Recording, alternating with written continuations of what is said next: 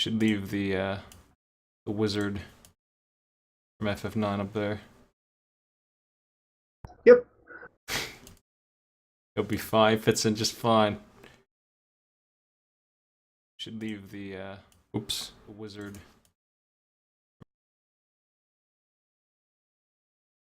Yeah, Ogre Battle basically the same thing. Wonder if there's any Tactics Ogre cosplay. No, there sadly is. We don't need that stuff. We'll just keep it the way it is. It's fine. Nobody wants to dress as Lance. Come on, he's great. I got my little cheat sheet here. Let me paste this in Mumble so that you can tell me this later, because these are the stats I looked up today. Kind of a ham-handed way to make a character, so I looked up what stats right there. This is what we want. Like, they ask us 12 questions, and the stats you get. Oh yeah, the opening personality quiz. So that one's okay. It's pretty average with high agility, which is one of the stats that you can't boost in-game really at all, so I'm gonna give my boy high agility. Let me tweet this out.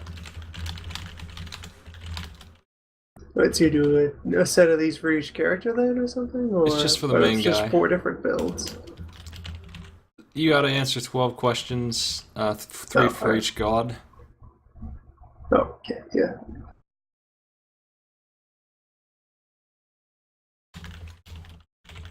We'll go through it. They're running through the classes right now. I know there's no audio, that's because I'm alt-tab, but yeah. Let's do this thing. Should be good to go here.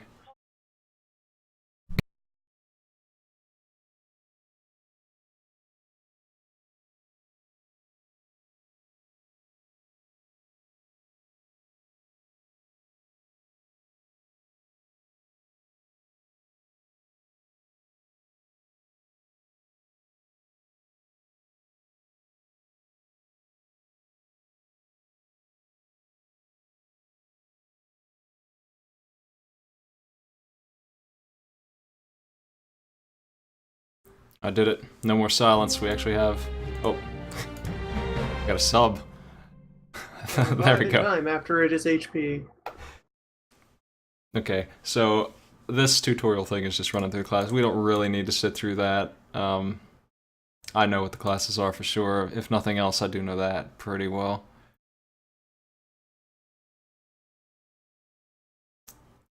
Yeah, how's that game audio, folks?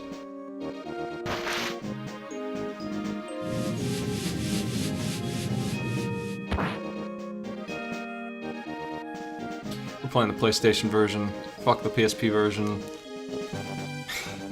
I don't know about the SNES version. It was pretty much this, except a little more rough around the edges. They had time to optimize it for the PlayStation. Loading times are here, that's all.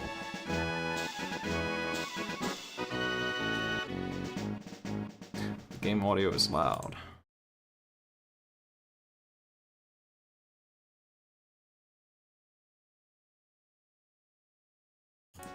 How's that?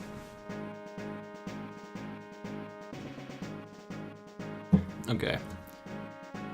So there are a different set of classes for...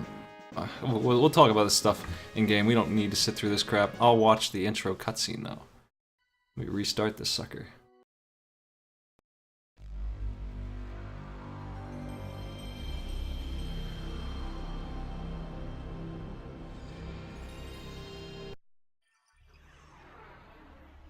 I may have heard the PlayStation portable music, I'm not sure. This one's fine, though.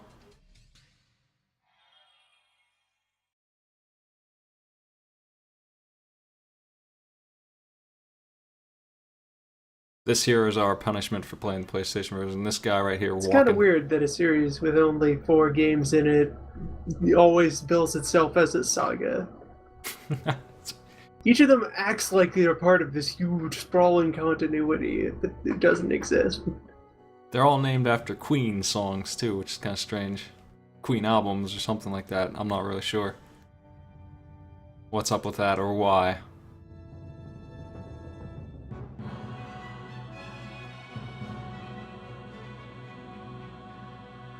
Episode 7. Where are the other 6? Yeah, there's only 4 games, but this is episode 7. And one of them, the Game Boy Advance one, comes out after this, so it didn't exist yet.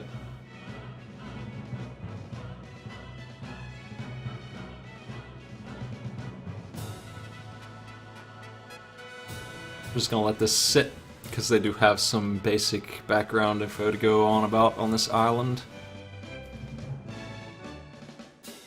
And enjoy those drums. See, we went from SNES to PS1, now they can use real music. My god.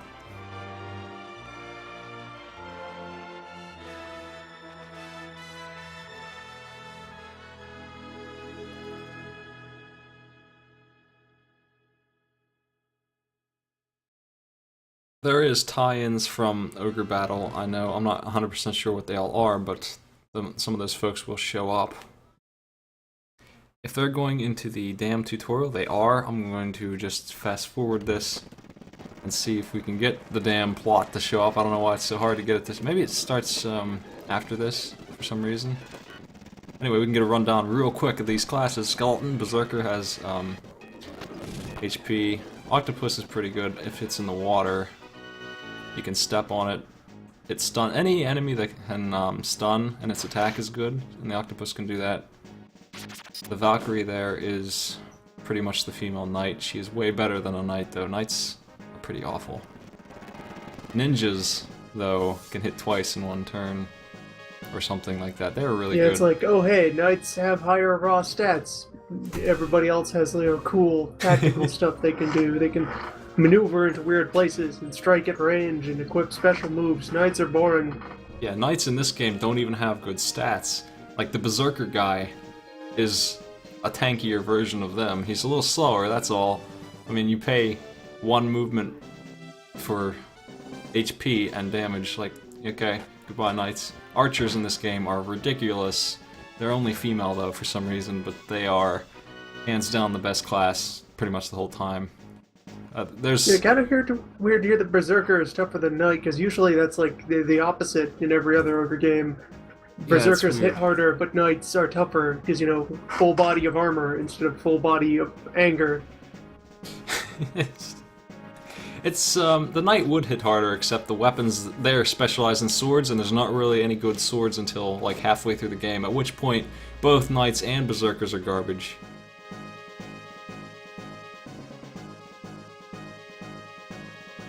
Hawkman is a class that is so good only because it could fly to where no one else could even think about going, like inaccessible areas of the stage, and drop down arrows on them. So that's a class I definitely making want. a Hawkman as a skirmisher is just really useful. Beast Tamer is... everyone hates this class, but it's okay if you're actually using beasts. They buff them when they're nearby, and beasts are okay in this game. I don't know what they're like in other games, but in this game they're alright. They're not amazing or anything, but they can get pretty good. That's about the normal beast. They can be pretty good, but most people would rather just use a similar number of humans. Wizards are absolutely awful in the start, but later on when they can hit something like 27 tiles with a spell, that's when they start to kick ass. They won't be like that especially in the strategy ogre games, because beasts and monsters take up more slots in a unit than a human would. So while they are pretty big and tough, you could only use like 2 of them in a squad, where you could have 4 people. In this game you can only use 2, but they still take up the same as 1 person, so you still can have 8 guys with them if you want. The Golem here, I got one of these last time we played, just as a sample. He was level 1, he died in 1 hit, because his stats hadn't grown yet, so they are pretty bad to start too. I don't even know. And that's actually the extent of Let Us Cling Together for me. All of it that I have played was getting it started up, recruiting a golem, getting into a fight, and having the golem immediately murdered. Yeah, they just kind of set it aside. They're okay later, but they have a problem. Like, I'd rather have a dragon, because dragons can stun, and if you stun them, you don't get counterattack. The golem might get itself killed just trying to level up once. The witch is your stunner class. She's support. She can buff or uses status effects. Yeah, that ghost is something I absolutely want to recruit. When that ghost dies, like the skeleton, it just stands right back up. It's immortal. The only way you can kill him is exorcism, and the enemies typically don't do that. They don't usually have a priest. If they do have a priest, he usually doesn't have exorcise equipped. So what you got then is an immortal buddy who can just teleport around, casting spells, and distracting the enemy. That is like the absolute key character recruit. Yeah, either of the tactics games, having an undead on your team is extremely useful. Less so in the strategy ones, because it's more often you'll see them attempt to banish dudes. Cleric's just your regular old healer, nothing special there. Fairy is another monster we could recruit. She can give MP to buddies, so in this game when your wizard starts off his turn, and the first turn of the battle they have 0 MP, and they gain it over time based on how long they've waited. So she can skip that. You can have your wizard cast a ridiculous spell right at the start. That's what she does. Not so great. She does fly though. You could give her a bow, I guess. The Griffin is another okay monster. It can shoot this thing instead of attacking. Anything that's indirect like that is really good because counterattacks are a big problem. You can't counterattack a ranged attack. Yeah, anything that you can use to bombard or skirmish is really good here. Lizardman's another monster we could recruit. It runs through the water. It's basically a knight that doesn't suck. None of these monster classes can ever become anything else, though. The dragons can become elite versions of their own element, and their element determines what skill they have, but that's it. That's the only thing that can change. So this Lizardman is a Lizardman forever. This dragon, based on what element it is, it will spit either poison or charm. It looked like it spit charm, but if it's earth, it's supposed to spit poison. I don't know what, this damn tutorial. I like the, yeah, this might just be like a cutscene based on how things worked in a beta or something. I like the Thunder one because he stuns, that's really nice. I think they're through. We gonna get our damn plot, or have to go somewhere else for it? In the SNES when it started to roll away, I'll give it one more chance. Yeah, maybe after you start, they'll give you the plot. There it is. I skipped a little bit of it, but basically this island is having a race war. This is all ancient history at this point.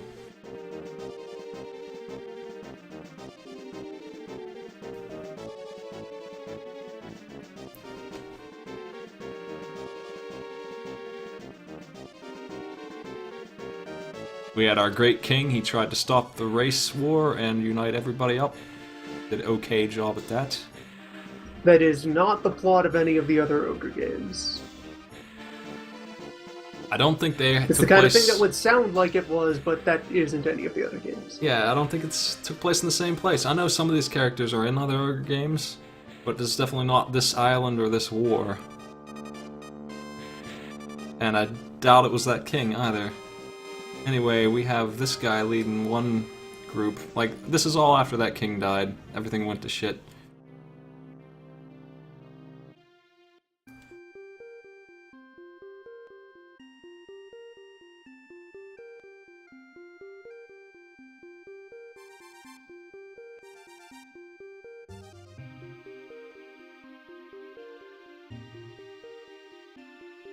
So we're down here in the bottom right. We're the, we're not the Gargastans. They're the ones who are winning the last fight for the continent down here. The other group is staying up in the northeast.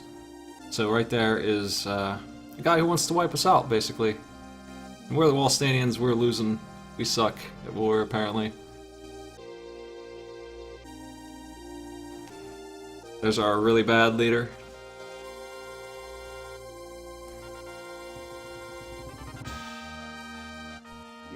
Lotus, who is mentioned as being the backers of a group that's up there off to the northeast, they are part of the other games. Mostly 64. Okay, since we lost the war, we are now the victims of some prejudice. Our leader is going to be executed soon, and that's around where the game starts.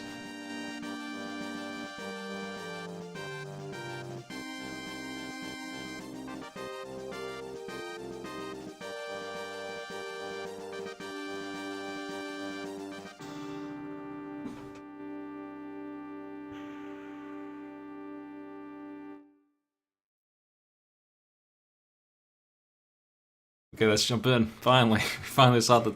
There's a tutorial to learn all the stuff. I don't think we need to. Let me check. This guy will go over every single thing that you could ever ask to know. But Yeah, this is just, you can read explanations about stuff. we don't really need to do this. Condition to clear. All this stuff is going to get reviewed. Game over happens when our leader dies. That sucks, but that's the way it is. Even if we have resurrection, if our leader goes down to 0 HP, that's it. We lose the battle, we gotta load our save. That sucks. That's why I want good stats on our leader, because he's really strong. He really is obscenely strong. I want to use him. I don't want him to hide in the back if I don't have to. I would like him to be on the front lines a little bit, not necessarily tanking, but, you know, there, doing things. He hits. And that is usually how it is in the Ogres. Your protagonist can be a pretty powerful character. Just have to be careful with him. Yeah, nothing I can't explain in game here, so we'll have a nice day, yeah. You also usually have the freedom to build them in various directions, especially the tactics ones. Before the game, what's this? Is this the same, Yeah, get out of here, we just looked at this, you bastard. No, we just left, you get out. No. Oh no, I hit the wrong one. Restart. I'll be back in a second. There we go, okay. Let's jump in, damn it. We do need a name for our character. His normal name is Denim, which is pretty damn terrible. What is his name? 8 characters. His last name is Powell. We can't change that. His name is Denim Powell, and it's awful. We gotta have something better than that. Come on. Music notes. Suede. Suede Powell is probably what I'm gonna go with, honestly. Just name him an angry face. I kinda wanna name him Suede. That is awesome. Is that spelled right? Corduroy Powell.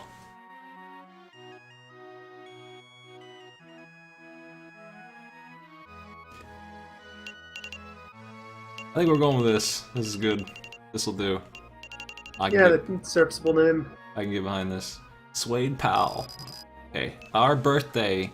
The main thing this does, it does do something. It affects what's in the store is based on what day of the year it is. So if we set this to like this, I know this is golems in the store, which are fucking awful at level 1. I think Birdman might be in the shit around 420. Toke up, get some Birdman. I think that might be around the right day. If not, whatever, we'll get one eventually, I hope. I'm gonna let the chat, big mistake as this is, pick my characters, so... if they want a Birdman, hopefully we can find one. Birdmen are ridiculously good. I always get one when I play normally, I'll tell you that. Okay, do you have this list of stuff? Yeah, I got the list here. So, to Hanala, pray for honor. What we have here is an assortment of things that affect our stats, and it's really hard to figure out what we want. Yes, offer her rain. Yes, traditionally, every game in the franchise opens with a personality quiz that decides what your character's starting stats are, and usually what units you get in your starting army. Vow Glory. Glory be. See, we could pick all the nice ones for her. Zashanel. To Zashanel, pray for peace. Offer love. Alright. And vow hatred. I always do. To Earth Goddess. Bartha. Yeah, to Bartha, pray for victory. Offer sacrifice. And vow to flourish. Alright. And for Gurza, pray for ideals. Offer hope. And vow revenge. This has no bearing on the story. It will affect our stats in a minor way. We're going to get some okay stats, not cheatingly high. You can't get that ridiculous stats. You can kind of screw yourself a little bit, but we're going to have slightly... Yes, and you also pick what your character's natural element is. Yeah, I like to go fire or earth, just because they give us more opportunities to do some serious damage. I'm going to go with fire. Stat I'm looking for really is agility. We can't really level that up in game, so hope we get some of that. And I'm gonna sit back and watch the opening cutscene.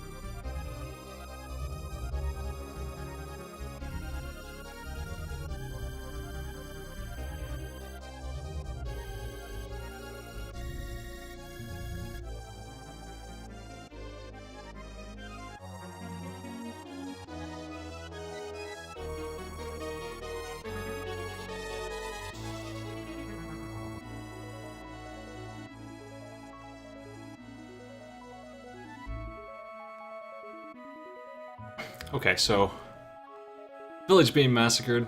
Yeah. That's what's going on. Consequences for reviving NPCs. I don't think so. I don't think it affects anything. You can't really bring an NPC back. A storyline NPC, I don't think you can get dead people back on your team. There's a couple different spells that do that kind of stuff, but we'll get them eventually. I'm gonna avoid spoilers, but what we just saw was our town getting burned down. That stupid quote right there is one of the reasons why I didn't want to play the SNES version. It didn't have it right. It didn't have that stupid ham-handed quote. You telling me to stand my hands? Slade!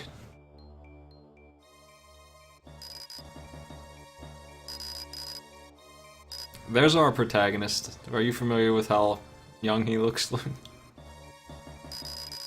I don't think I'd seen that. Well, if I probably saw that portrait before. I didn't pay much attention to it. Yes, he looks like that all game long. He looks like he's 12 years old. This is great. This is our hero, the Walston champion. So, this is our army, too. Us, our 12-year-old self, our sister, and our idiot friend, Vice. This is the entire army, as far as I can tell. Yes, the three of them against the Dark Knights. Let's do it. So we want revenge because they took our father away and burned down our town. And we think we can pull this off because we're dumb kids, apparently. So let's go get killed, yeah.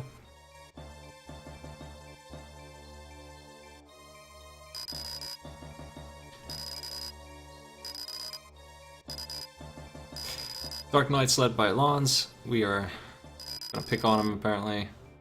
Like, he really believes that he can just go kill the leader of the Dark Knights just like that. I don't know.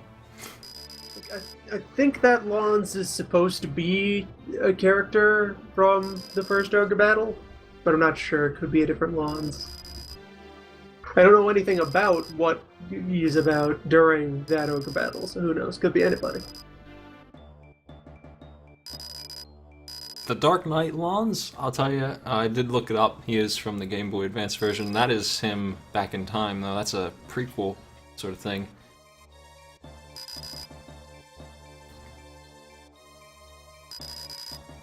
Yes, let's flank the knights. This will go great. Let's do it.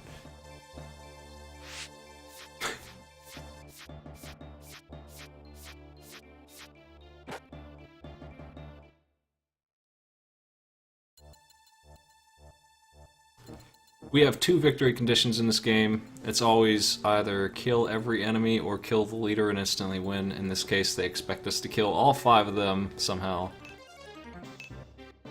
They're ranting about who can attack first, and it's based on how much they weigh. Different classes weigh different things, and if they're carrying heavy things, they go slower, as in their turn comes up slower. Not that they actually move slower. They'll always move however many that class is allowed to move.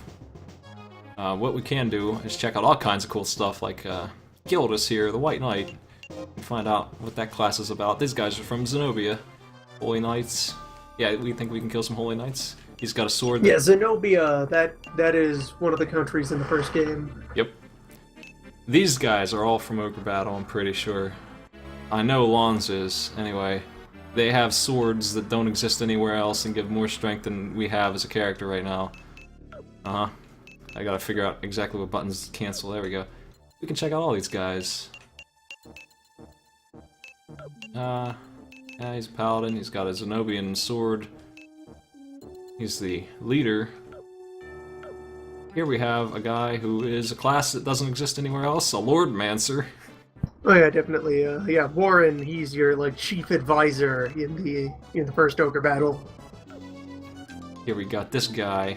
This guy is an Eagle Man, another class that he's not a Birdman. Yeah, Cannabis. This is a whole team of named characters from the first game. It is, yeah. This guy is better than a Birdman. He's a Birdman with superior skills. He has fire red hair. And last and maybe least is Mildane here, White Knight. Yeah, these guys are only level 3. They've lost everything they knew from the other game, I guess. Anyway, we can check this. We can move around. We cannot rotate the map or anything. we can get all kinds of information about tiles and shit, all that kind of stuff. Like this says. Actually, yeah, probably Mance's lore. It's like he's the guy who gives you your personality quiz in the first game. So yeah, his main job is figuring out who would be a good leader. First thing I'm gonna do is he's a seer. He reads the stars. I'm gonna turn off the help so that we can go faster. I'm gonna turn on the message speed up, and everything else is cool. Turn on them shortcuts. Why are they off even? I don't even know. That'll do. And let's get started on our actual fight then. We can move here, and we can actually...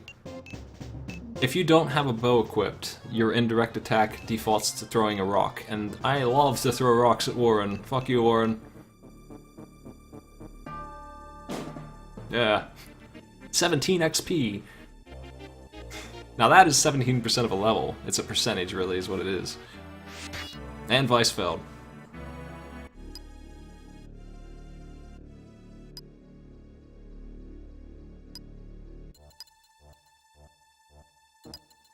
I read pretty fast, hopefully people can keep up with me. I'm not gonna read it out loud, because I think it's funny.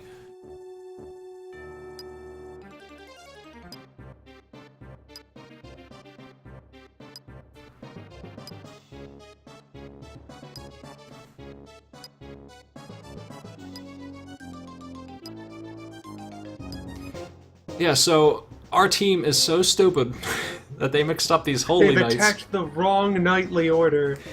They mixed up the Dark Knights who live next to them with people from another island dressed in a completely different color. And also, the lawns they're talking about has one eye. Like, they're so far off base. Also, these knights are very forgiving about this, apparently. It's attempted murder.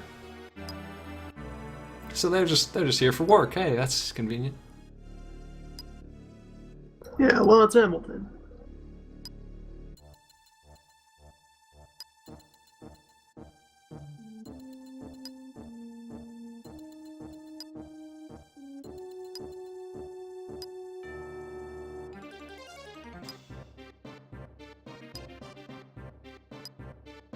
Yeah, I don't know which ending of the first game is canon, so... No idea what circumstances these guys left home under. Yeah, these games have many endings, where horrible things happen to various different people, and you never can save them all. There's always going to be, like, in one ending, a mercenary will join you, in another ending, he'll be after you, kind of thing. Like, completely different circumstances. We have the option to, this doesn't do anything. When we get to the actual options, I'll let the chat vote. This is just us being an asshole and telling us that we're really stupid and don't believe them. I love to pick that one, just because I like to be insulted.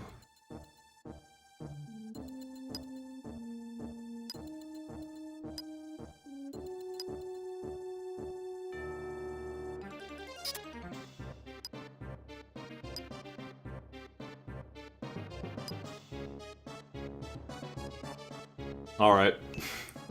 Let's get on with it. Introductions are clear.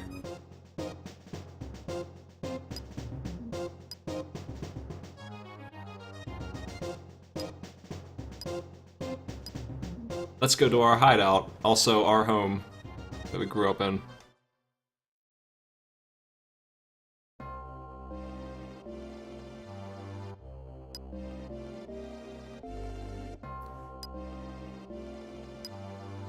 Just get these holy knights to come hang out in our basement. We don't have enough chairs.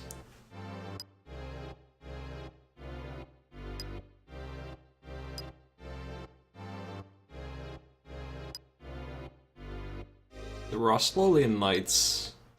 I don't know anything about all that. They are from another island too, I believe. They just came here and happened to choose to help out Backroom for some reason.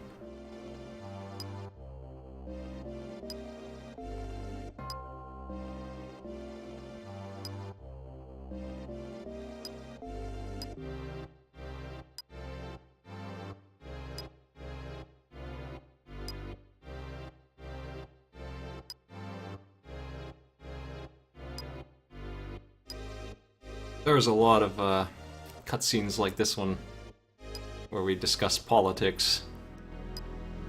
And yeah, just in the setting overall, Zenobia and Lotus, they are the two largest empires, and they're usually in kind of a standoff with each other and try to start fights in other countries and then intervene on behalf of the side they like.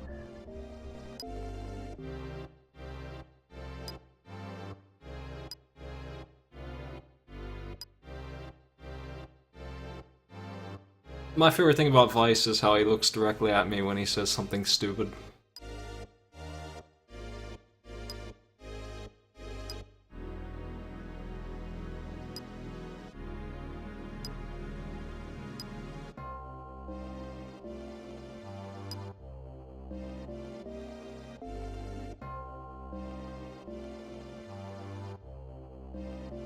I count on my chat to remove all spoilers with timeouts, by the way. We ain't having none of that. Yeah, we're going to go rescue Duke Runway. Let's do it. That'll be great.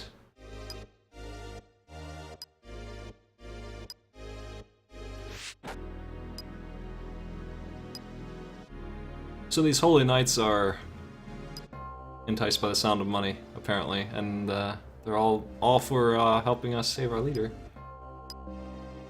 So that's how we start off our tutorial, is with this awesome team.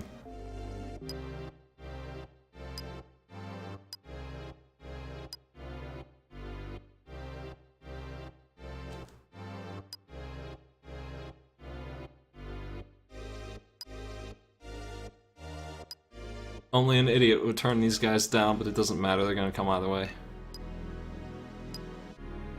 These choices will have incredible bearing on what happens later, but for now they're just kind of for fun.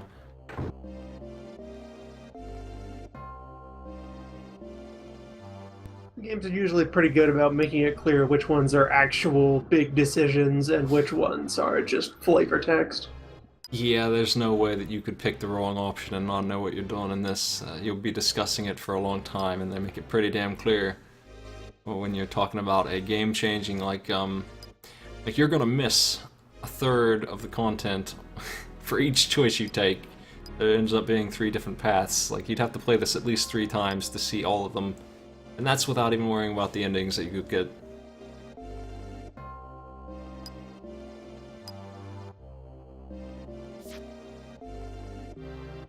I might turn the text speed down just to make it a little easier to read, but this is about the pace I'm gonna go.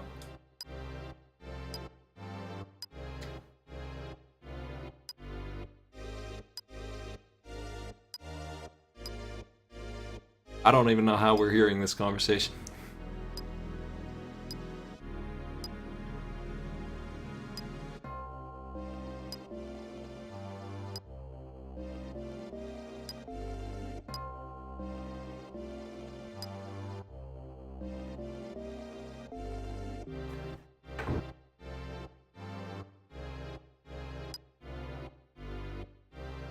The PSP version has some nice stuff, yeah, like going back in time and changing the skip plot branch, but it comes with other stuff that I hate, and that's why I'm not playing it, unfortunately. Maybe later I'll try it out. World map. We basically just move to points of interest, and if it's pink, we start a war immediately. We cannot go through a pink area without stopping to fight. There are random battles, but they only happen on squares. If it's a fort like this, it's a stage. Random battles are level scaled. Let me go ahead and take a look at this. Yeah, what do we got for units right now? These two, this guy is just a melee kind of idiot. He has no talents at all. And she is a healer, she'll sit in back. It says she's a high priest, but she just ends up being a regular old healer. These two are automatic. The only one we can control here is actually this idiot. These guys are automatic too. So we're gonna end up just moving one guy. We can check out all their stuff. They have some cool items. He comes with this necklace.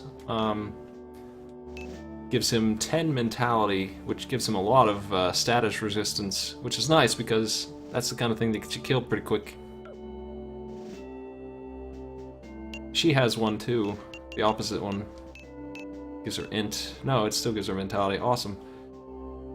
That's fine. She has heal. I forget what X2 means. I don't think she can surely cast it more than twice. I think that means that's her power, basically, on the heal. That will go up.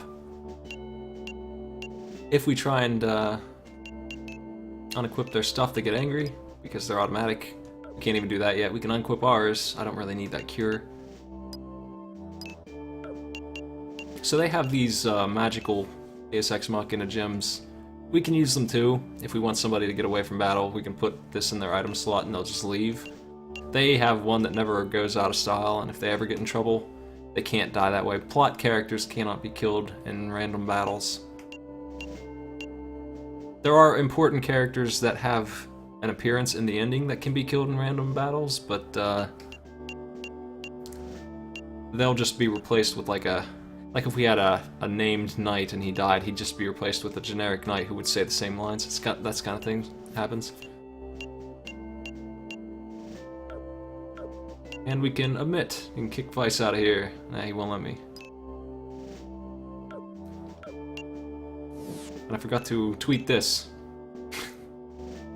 Yeah, we're not really leading an army yet. We're just kind of tagging along with someone else's army. I wonder what the knights say about that. Omit.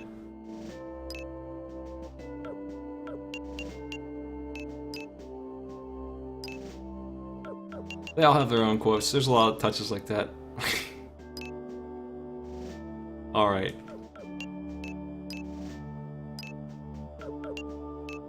We do have a cap of 30 units, so we might have to use this someday. I doubt it, though. Especially since I'm going to be pretty reckless. We cannot class change yet, but eventually we'll check this out and have access to more stuff.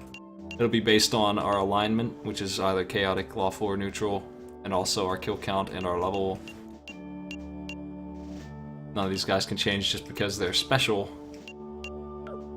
Okay. Yeah, the class system in the Tactics Ogres is relatively shallow, not in like the simple sense, in the there's not a huge sprawling list of interwoven classes that you have to jump around.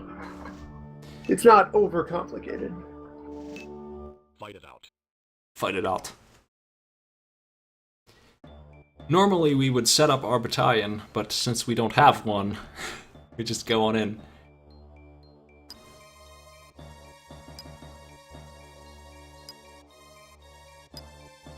Apparently we are, once again, a bunch of stupid kids and led our buds right into a trap. 2,000 gold apiece. That's not bad. Some good loot. They are led by a Berserker. We have really no chance at all of killing him with our guy. Like, this is completely handheld, there's no way. We might be able to get ourselves killed if we try really hard. I don't think that can even happen, though. We're too slow.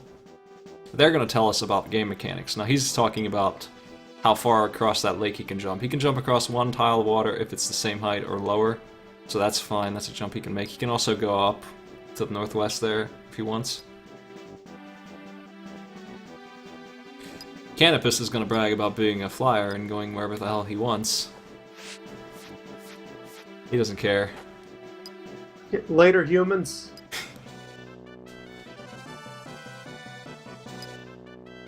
This guy wants me to check the wait list to see who's moving next. I don't really care about that much. We don't really need to go into that kind of detail, but yeah, heavy weapons, elite gear comes at the cost of making you take longer to move.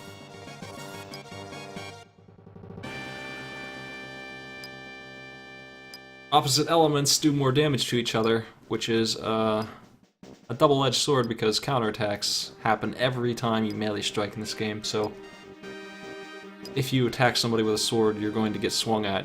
The odds of them hitting you are lower because you'll be facing them, since you attack them, and they might miss because of it, but it's not guaranteed. And our wizard can't do anything because his mana is 0. It will go up over time. This game does have a leveling system, and it's the most painful part of it. We're gonna have to try and fast forward through some of that. I'm going to move here because there's a secret for some reason. I know where maybe 3 of these are in the whole game. It's random. It's a random item, but the placement isn't random. And pretty much every map has some stupid item just hidden somewhere, just some random thing. Like, we got clear, I think that's a spell, that's pretty interesting. And since we can't do anything, I'm gonna throw a stone at War Moons. He blocked me, alright.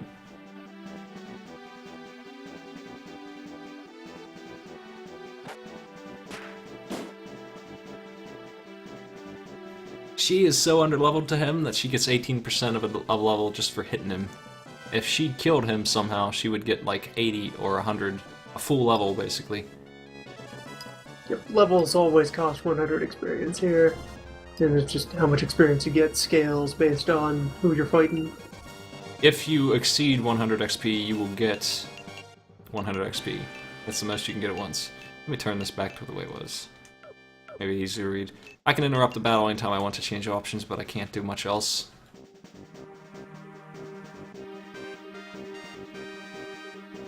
They have Amazons and soldiers. They are the tier 1 useless for each. Amazons are the female version of the soldier. They're both starter classes. And then their Berserker's the only one who's unique. The other tactics Ogre has team turns rather than a full initiative spread. I like the combat system in this pretty well, but it's got a couple problems. The XP is probably one of the bigger ones. Training is tedious as heck. So Cannabis didn't get attacked because he's got a spear and his range is 2, and the guy who's looking at him can't reach him. So that's another way with melee. Everyone else should get attacked if they don't one-shot them, but they're pretty good at that since they're so damn strong. Those cards give stats 1 to 5 based on which card they are permanently. They are a nice way for us to level up without leveling. I'm definitely going to try and grab one of those if I can help it. When the battle ends, those disappear forever. The other thing people drop when they die is a loot bag, and if we can, we don't have to collect that, we'll get it automatically as long as the enemy doesn't walk on it and delete it. We'll get it when the battle ends.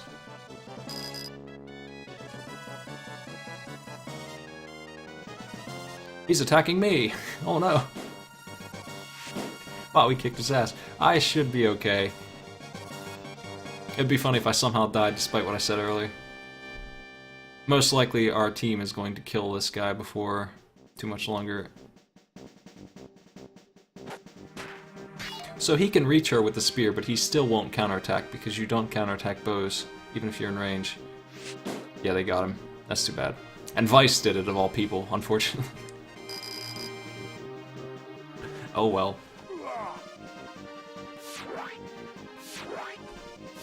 So those stat cards are gone forever, unfortunately. That's a damn shame. But when the leader dies, the rest just run away.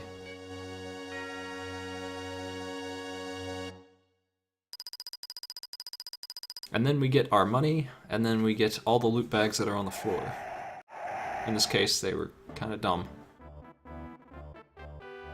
If ogres happen in a given ogre battle, it's usually fairly late in the game. Ogres are a big deal.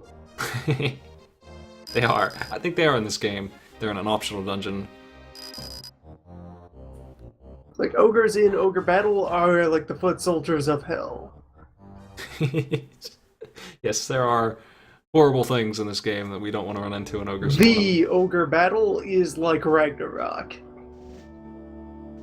This is talking about sieging, which is what we're doing right now.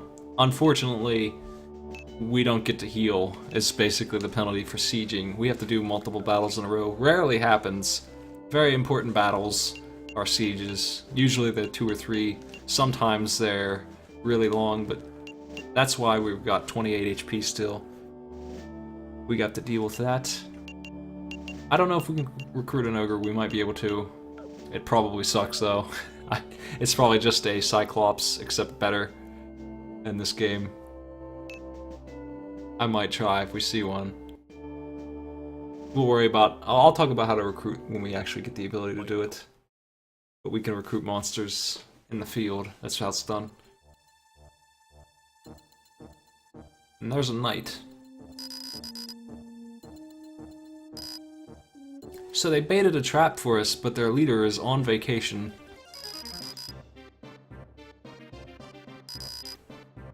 I don't know how they won the war.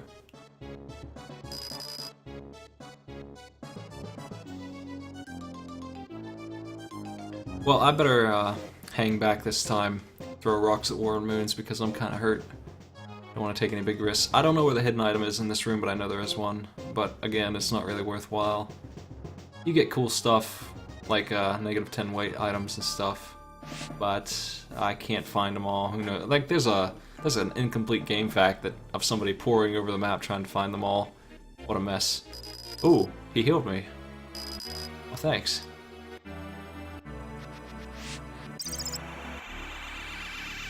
I guess mana carries over too, just like HP. Because he shouldn't have the mana for that.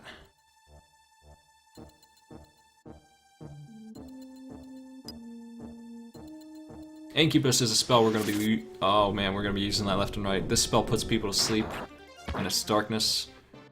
The sleep effect, even though it says 100%, still failed, which is kind of weird, but whatever.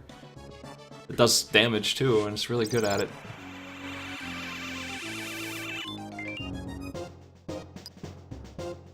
Yeah, time to throw more rocks. I didn't talk about the way this works. If you're facing the enemy, the odds of you hitting him are really low. He'll probably block. If you're hitting him from the side, your odds go up. Hitting him from behind is optimum chance, 90% it says. Yeah, and I can see we didn't hit him because he didn't turn around. Take that, Warren. 18 XP. Fuck you, Warren. You're the best target for rocks. I don't think I've ever seen any of these guys get taken out, but I'm sure they'd escape. I seriously doubt that they can die here.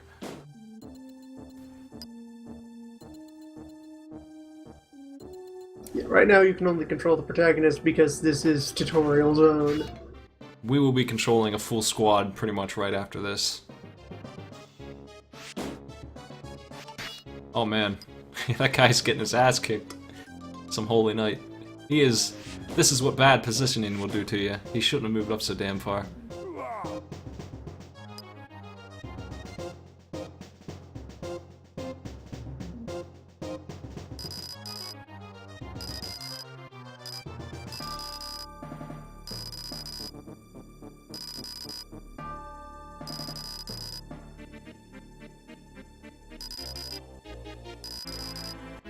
We're just having a conversation here in the middle of the fight. Yeah, so there he goes. Zenobia kicked him out for some reason. Canopus is looking for the highest bidder. He's just gonna turn around and kill us.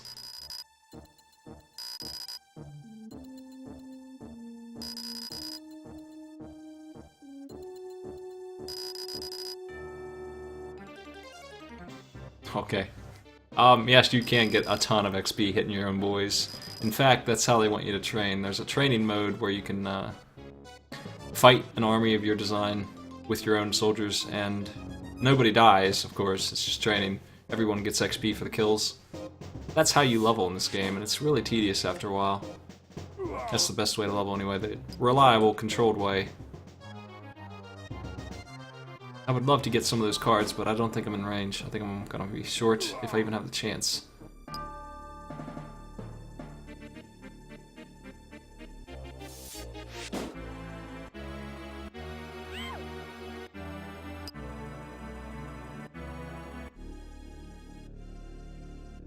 You really are just here to watch these veterans ruin everyone's day. Oh, Bill Dane's the one getting ruined on my screen.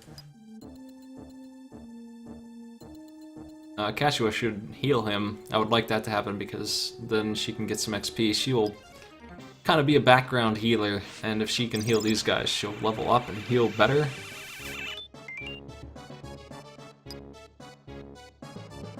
They have their lead boss playing support because they're such bad soldiers. He's dead. We didn't get the chance to get those cards. Oh well. In with a sleep of death. Bosses usually are immune to status effects.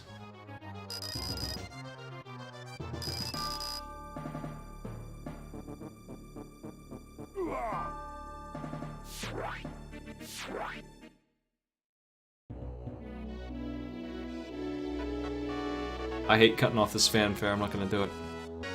Eventually I will.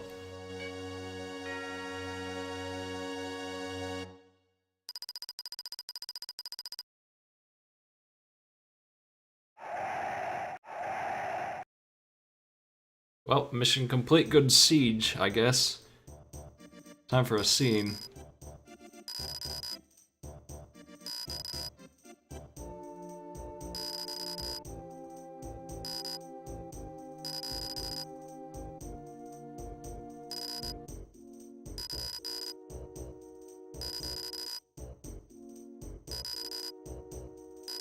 Yes, virtuous youths who attack random old men in the street. We have we've saved our leader, and in doing so we've inspired the losers to band together to maybe form an army of some sort.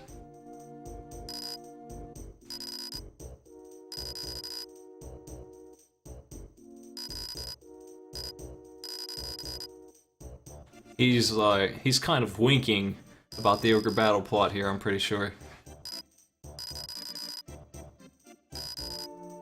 And he doesn't really buy their bullshit story either, that they're just mercenaries. I mean, I know that that was Warren. I played first 5 minutes of Ogre battle. I know he was that guy, so whatever. Yeah, this guy is trying to act like he's not the king's right-hand man, personal astrologer, and what have you. I mean, we just saw them haul ass over 20 guys by themselves.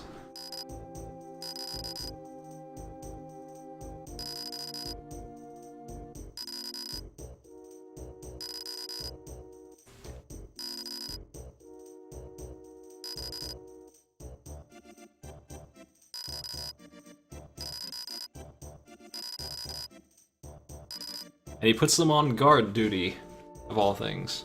I guess that matters when you're nearly dead.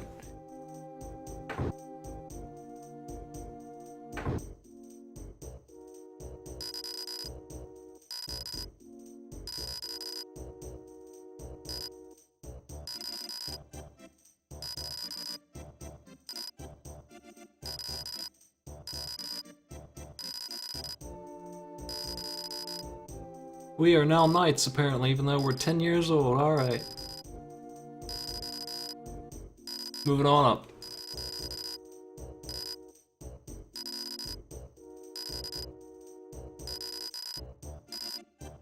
We need chat to give us a battalion name. This only comes up once in a blue moon, but it does show up. People say things like, oh, there's the Butt Knights. Name this knightly order. 8 characters, what's it gonna be?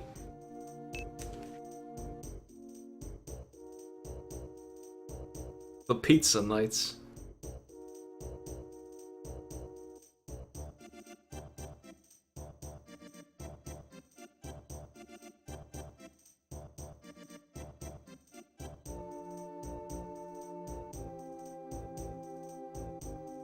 Tend to go for adjectives, I notice.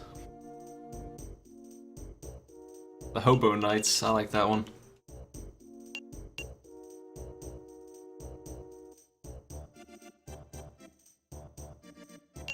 I forget how many times this shows up, but it's really kind of rare. I always forget that I named them something. When it finally does show up, I'm always delighted to see it.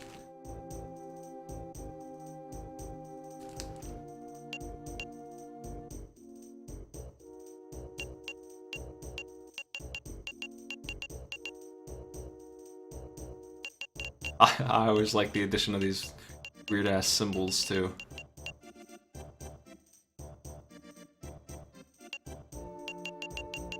I'm gonna go with Hobo Knights. Let's do it.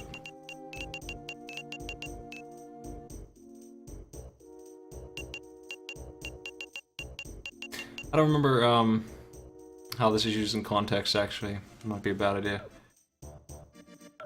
No. Let's see.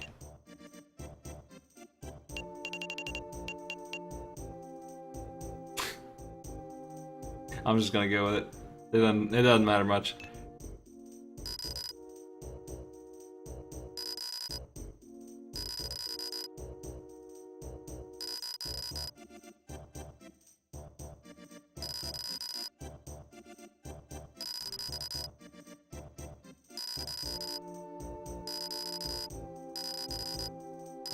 He gave us $20,000.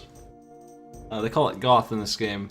That is an insane amount of money. It's as much as it sounds like it is. We will not run out of money in this game on disc, well, not this, Chapter 1, Chapter 2. We have enough money, pretty much, to last long, long time. We can buy everything in the store and still have enough cash to do whatever we want, really. They're gonna dump 8 soldiers on us right now, though, with random stats. 4 men, 4 women, 1 neutral. Gilliam. Chip. 1 lawful. 1 chaos. Yep. Coco, the neutral Amazon. Kinda tempted to just not use these and name people after the chat, but that would take forever. Sadly.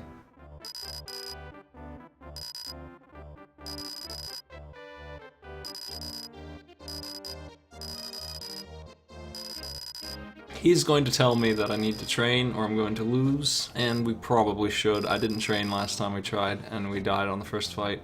That was just because my leader got sniped. It's really hard to get through this game without training. It can be done, though. I'm gonna try and avoid it as much as I can. We're not gonna overlevel, that's for sure. I'm gonna try and match the enemy. I know they start at level 2 or 3, and our leader is level 1, so let's just train one time real quick. Fix that. We can shop, but only at specific places. Let's check out the store. Yeah, only at the cities on the map. This hat takes up a slot, gives 2 armor, which isn't very much. I don't really like it. It weighs 4, that's a lot of weight for armor. Those guys and girls we recruited, they start with shields or bows. Shields are kind of eh. Defense goes up, and their ability to block and stuff, and they can attack with these. It's basically a push attack. If they're up high, we can knock them off the wall, and they'll take gravity damage. But compared to a bow, I mean, bows are crazy. This staff gives you int, so if I had a wizard, he'd be dual wielding these, 1 in each hand, just rocking them. Daggers I don't really use much, but they are less damage, faster movement, obviously. Not too much lower on the damage, honestly. Maybe worth trying those out. I probably underestimate them. Robe, same thing, less damage, more speed. Less defense. I don't really use consumables much. Cure, obviously, is a one-time heal. You have to be standing right next to the dude who's healing, or use it on yourself. This one gives mana. This one cures stone, cures poison, cures paralyze, and cures sleep. You really don't see these kind of effects very often, and even if you did, the odds of you having it equipped and on the right guy at the right time is just so low. It's not Compared like... to the odds of you having the right kind of medical wizard around. Yeah. It's like, if I could pull these out of a magic bag like you do in like Final Fantasy or whatever and just throw them, it would be fine, but since that's not the way it works, it's really not a good idea to invest in those. Spells, we don't have a wizard yet, we have 1 of each. This is a single target thing. This isn't a single target thing, but it is right now because we can't fire it in more than one. Our wizard's not good enough to shoot many tiles with it. These are just elements. You want to match the element of your wizard. So a wizard who has wind as his element, I think is kind of shit at the start. It gets better later because he gets a spell like these that hits multiple tiles. But this one is the only one here that doesn't hit multiple tiles out of these crappy spells. We don't really need that though because we don't have a wizard yet. We can check the recruits. We can get as many of these 2 as we want. Unfortunately, golems are still in the store. Kinda hate this guy. I'm gonna try and get one though. Atkins. I wanna name it Sumo. Bumo. So take that, Bumo. I don't have enough characters. Let's hit him with Earth. There goes 1900. He'll level up and actually get good defense later. He can't use items, that's his big problem, so you load them up with consumables. That's all you can do with them. We can go here and train, or here, it doesn't matter which. I know where an item is here though, so I'm gonna do that. And before I do that, I'm gonna go edit my dudes. Let's check them out.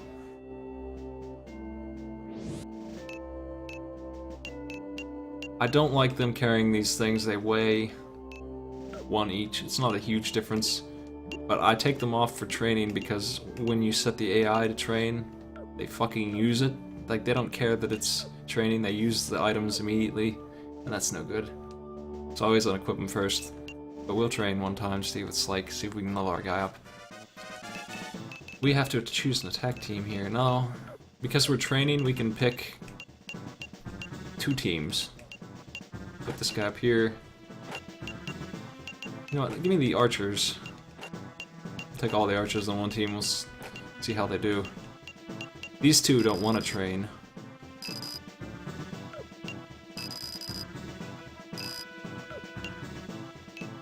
On the other team, we have these nerds and their golem. Now we can set it to AI. We can set them both to AI. We can plug in a second player and have a death match against another player. That's pretty cool. If I'm lazy, I can do this. I'm going to go ahead and play against the computer and murder them.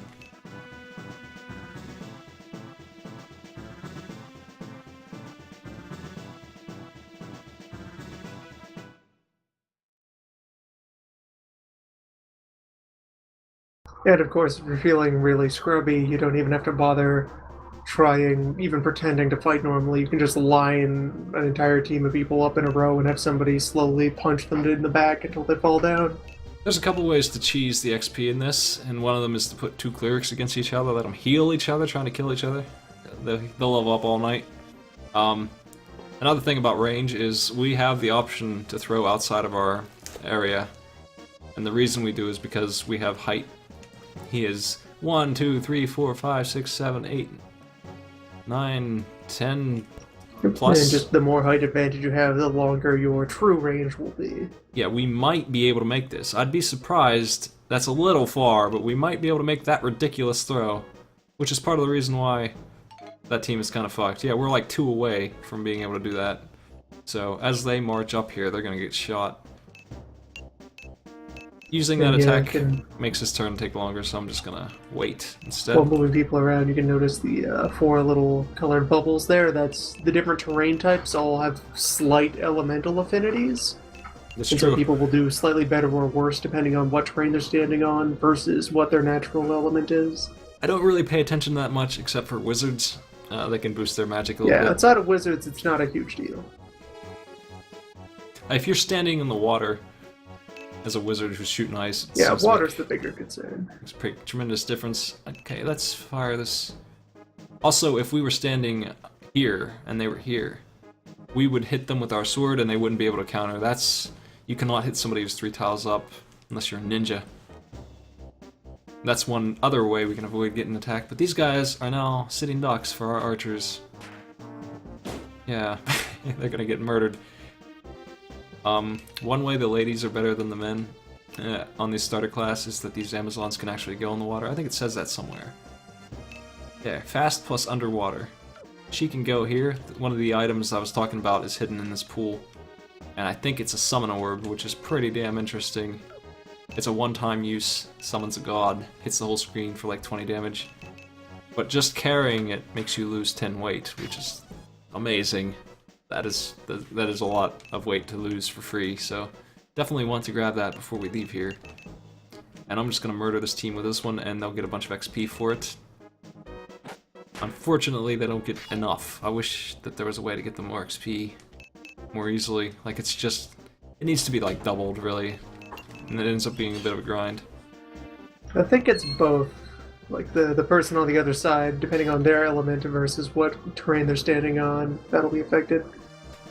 Right. And I know in Night of Lotus, various spells could slightly alter the terrain. Like if you threw fire down on grasslands, it would become fair earth and so forth. I think that's true. Rarely seen, I don't use it too much. Our leader can technically die here. I want him to level up, but he could die here and it won't matter because it's training. Like I said though, he is crazy strong, so he's actually better than these level 2s in one-on-one combat, and it won't be long before he's way better than they are. He's gonna turn into a real badass, and he can change classes too, so he's gonna be just like one of them except with good stats. I want him to level up the most. He's level 1. That golem's gonna get trashed. It's probably not gonna survive a single battle. I kinda wanna find the orb more than I wanna win the battle, so let's try and take a look. Didn't see it.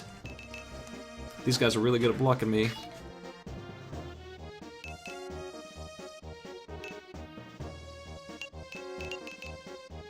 This is a nice warm-up battle. So those shields are doing a lot of work. They are really good at blocking. We can try a melee attack here.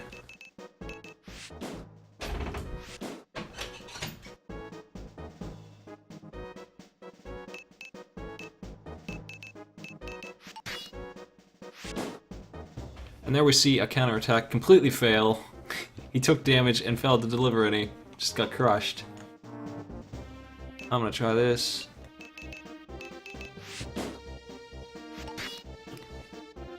And there we see the counter failed. Good. Oh yeah, he needs to level up real bad. He's probably dead now.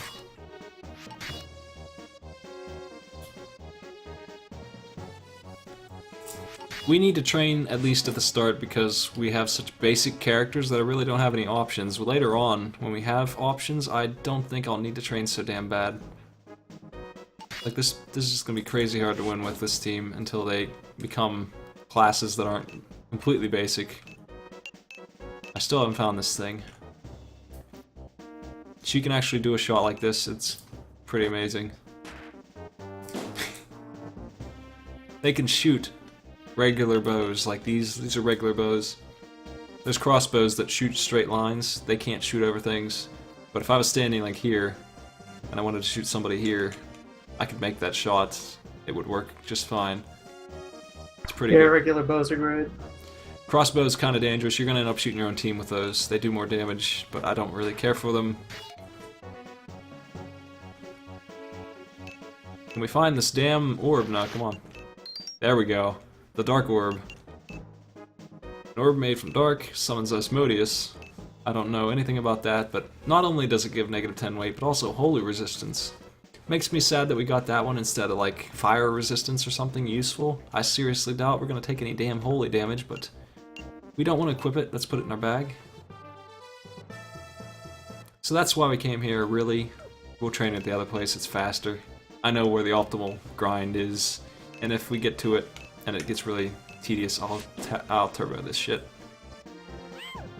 AI Wars Turbo. 13 XP for killing somebody your own level, that's really slow. Oh man, that's slow.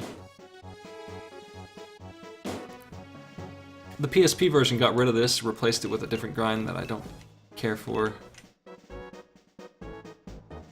any better. Like it's not as bad as this, but it's pretty damn close.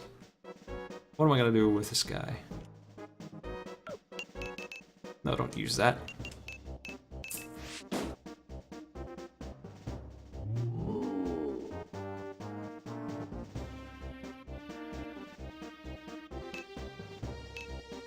We can attack and then move if we want. Just another reason why archers are ridiculous.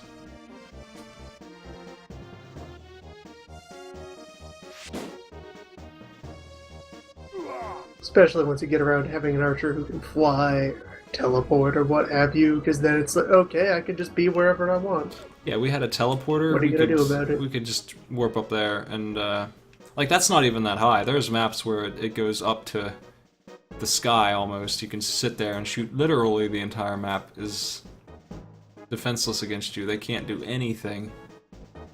And almost all of the maps are on an upward incline like this. There's the occasional mostly flat map, but a lot of them will just be upward toward the top corner.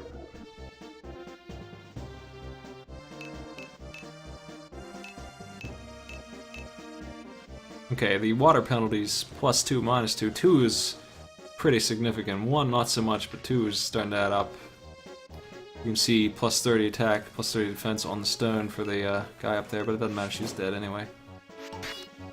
Yeah, we hit for 4. That's the kind of penalty you take. So I could stab this man, but if I shoot him, I won't get counterattacked. It failed though, too bad.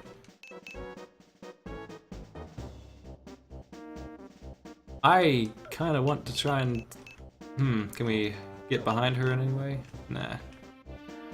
Not really. I'm just gonna throw a stone and maybe we'll hit her with this, and if we do, we'll probably level up. Looks like we did.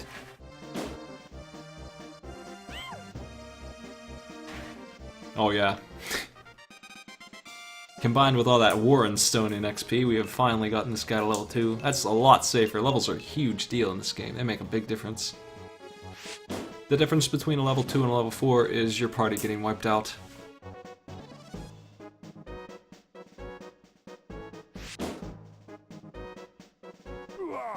We could take down a level 4, but it would be really hard with the counterattacks. You know, he would block everything, and he would probably kill us in 2 hits each.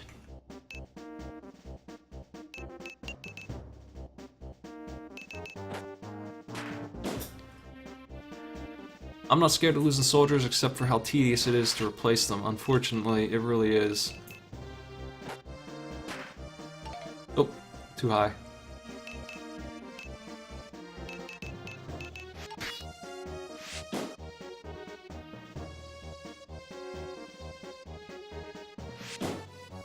Down goes the boss.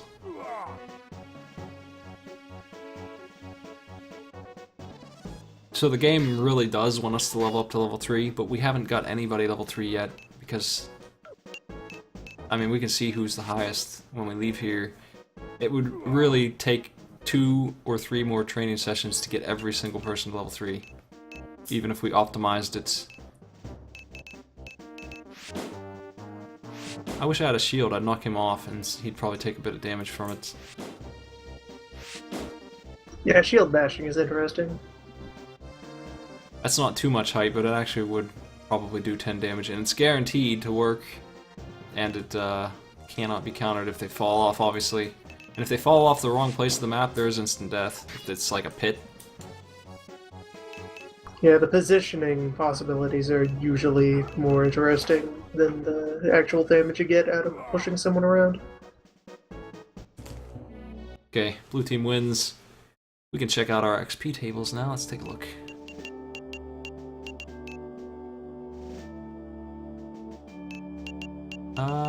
Organized by level? No, we don't need that. I'll just take a glance here. 0 XP level 2, 21, 17, 33, 1, 0, 19, 28, yeah. Vice is the closest to level 3, damn it. Oh well. So we really didn't get much XP at all, and the reason is because not enough people died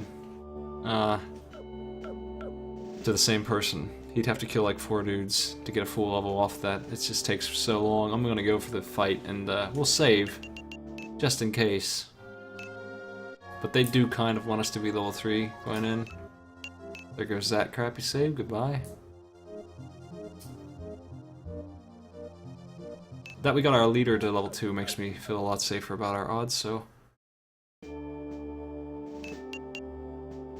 You know what, let me see how long this takes with automated versus automated and turbo mode. I'm curious about that. If that's really fast, then and it really depends on my computer, I guess, then maybe this won't be so bad. Calm versus calm, do it. Let's see the battle. Oh yeah, this is great. They'll kill each other, and we'll reap the results, I guess. If anyone spins around in a level, that is a good sign. What I would do if that happened is put everyone against that person, and whoever kills that person will level up too, and then I would do it again, everyone against those 2.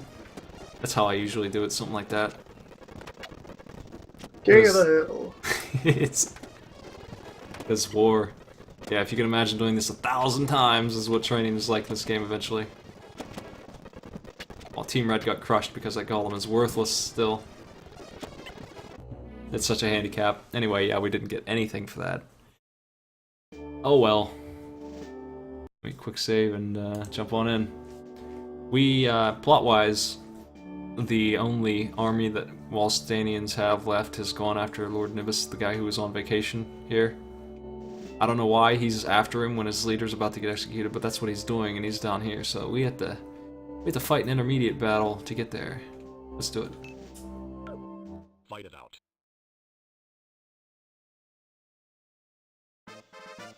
I didn't equip all those heals. I probably should do that, honestly.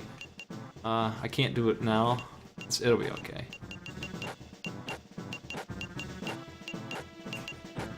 We'll hide that golem in the back just in case he can do something without dying. Be nice. Really shouldn't bring him at all, honestly. He won't do anything except take damage and die. You don't get XP for... I wish you did. It would fix everything if you just got XP for fucking fighting the battles, you know? There wouldn't be any problem at all then, but since they went with this, he's got no purpose to be here yet.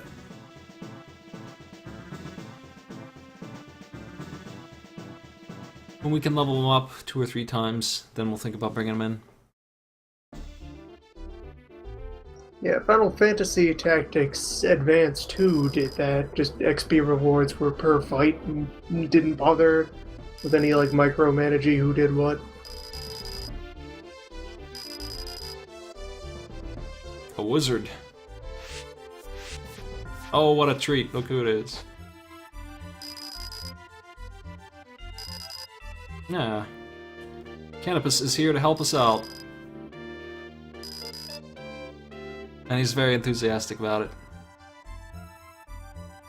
So, we have another battle with a Bud. This time he's not our whole team though, so he's not going to single-handedly win, but he is good enough to handle... I'd say he could probably take on 3 of these guys by himself. With his spear, too, that's a huge advantage. We can't buy those yet. If we could, that'd be a whole different ballgame. Spears have 2 range, and they can pierce and hit 2 people at once. They're pretty great. Also, we have this command now. This is how we convert enemies to our side. We can use it on anyone at any distance. It won't ever work on the leader. The odds of it working are based on how much HP they have left and how far away they are. Yep, Pokemon rules, and then there's various like class synergies that happen. Some people get bonuses to persuade certain groups and types and so forth. In this game, only our leader can do it, and so that's another reason why I wanted him to have okay stats. He needs to be up there trying to do this once in a while. He's gonna have to be, like, he'd have to be standing right here talking to this guy, and this guy would have to be at like 5% health for it to really have a really good chance of success. And then, that person has to survive the fight, which is the next part of it. So that's pretty rough. That's pretty rough requirements. That's what we'd have to do to recruit. Yeah, once you persuade them, they're just right there, already critically injured because you beat them up to persuade them in the first place. I'm gonna drop down there because I happen to know that there's a clear there. Whatever. I don't really even know what that is, so we might be able to sell that. I don't think we need it. Anyway, let's just throw rocks, I guess. Yeah, it's pointless to do that. Honestly, the amount of time we lose on the character for doing that action is not worth the 1 damage that does.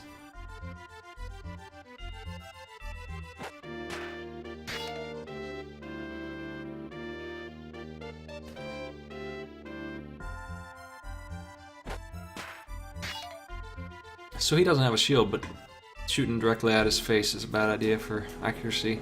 He didn't have a choice, though. Oh, wow. It's surprising to see Canopus losing to anybody. We can back him up, though. It's fine.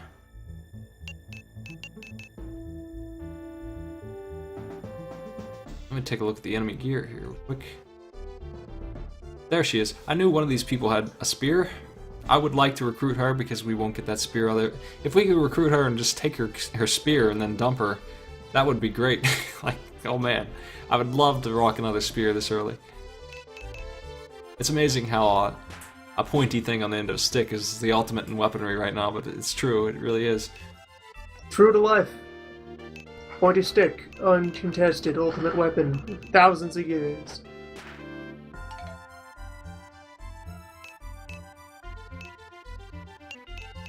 we're gonna go ahead and take shots. The tower's shields way more than our bows, so all our archers are going to go first. Every single one of them. Nice way to sync You them got up. the pointy stick, and you got all the various ways to throw a pointy stick great distances.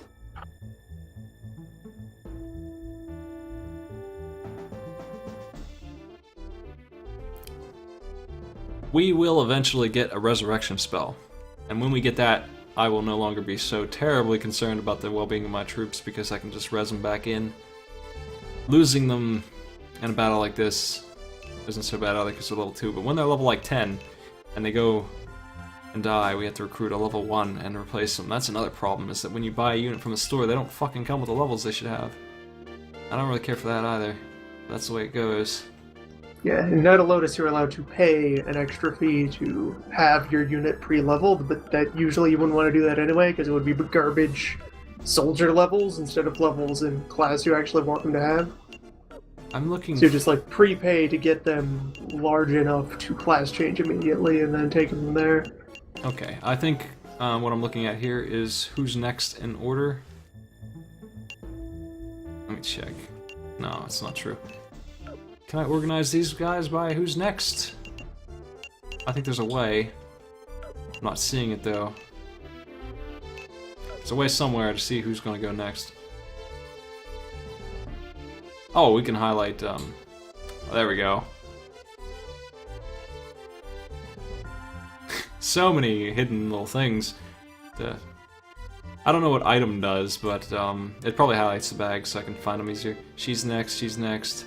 Vice, our healer, Kachua, the wizard, Canopus. Okay, I just want to make sure that I can send 2 guys down here, and also we can highlight who's hurt and who's low on MP. Very nice. I'm gonna move here then. Go ahead and beat the crap out of this guy. What? Learn to block. Ow. Oh well. That archer does not have a sword. That's what I noticed. That's why she moves so fast. It's also why she's not very scary.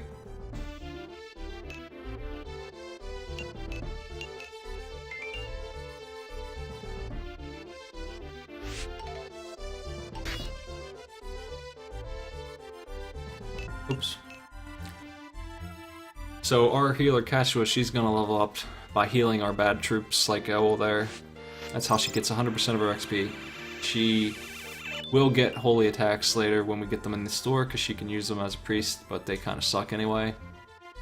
Rather have her just heal. Hopefully Canopus doesn't get himself killed somehow. That would suck. I seriously doubt that's gonna happen though.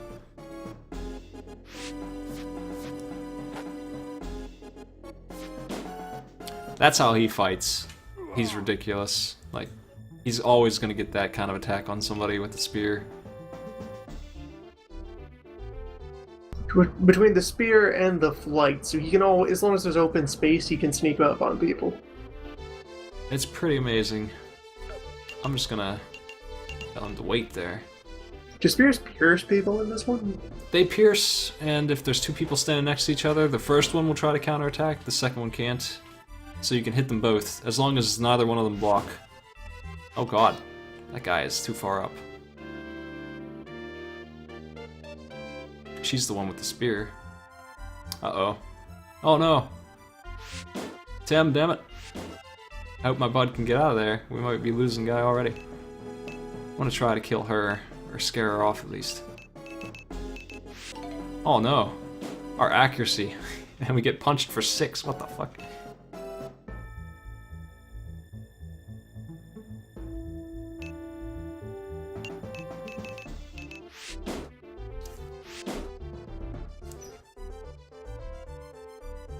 When we get classes that I can depend on for actually blocking, casualties like, oh, there.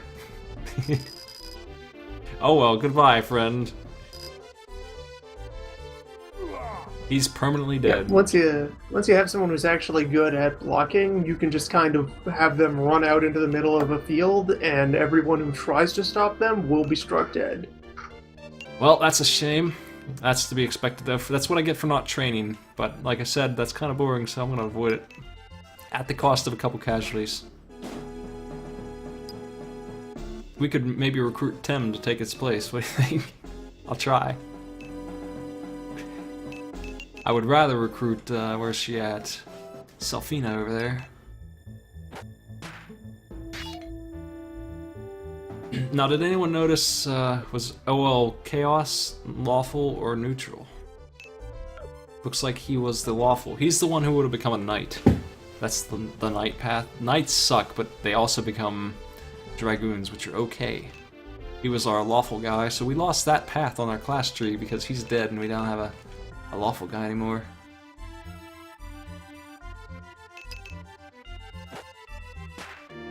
Oh, one step too far. Well, I'm gonna try and weaken Selfina there.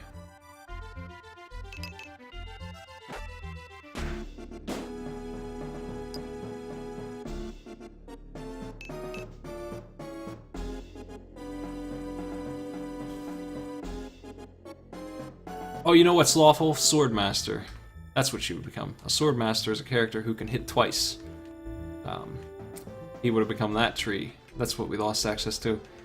I don't really care for that class too much because they get counterattacked left and right. They're not too bad though. Certainly we prefer them over what we got right now. Oh, he's gonna kill Tim. Fucking Vice. Oh well. There's a card for us to snatch. A dexterity card. 3 dex, wow. That's a really nice find. Also, note that the grass gives fucking 8 on the light. Wow, that's... a difference like that I actually would notice. That's pretty damn significant.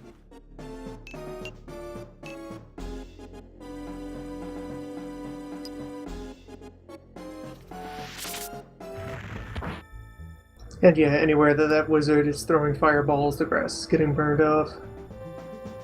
It's worth noting that you cannot dodge magic. It will always hit unless it's a status effect attack, and then you have a chance to evade it, but Fire Burn is not, it's gonna hit. It doesn't hit for very much though, obviously. It's kind of a crap spell, and he's a crap wizard. There's that Spearman. I want that character. That's why. Oh, I love spears. I'm so happy when they show up later.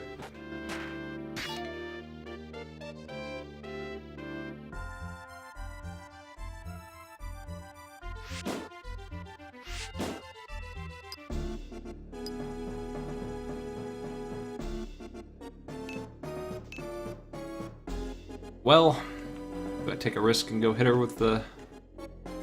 why not? If I hit her with the tower, because she has a spear, she's still gonna counterattack me, but it would knock her back to here.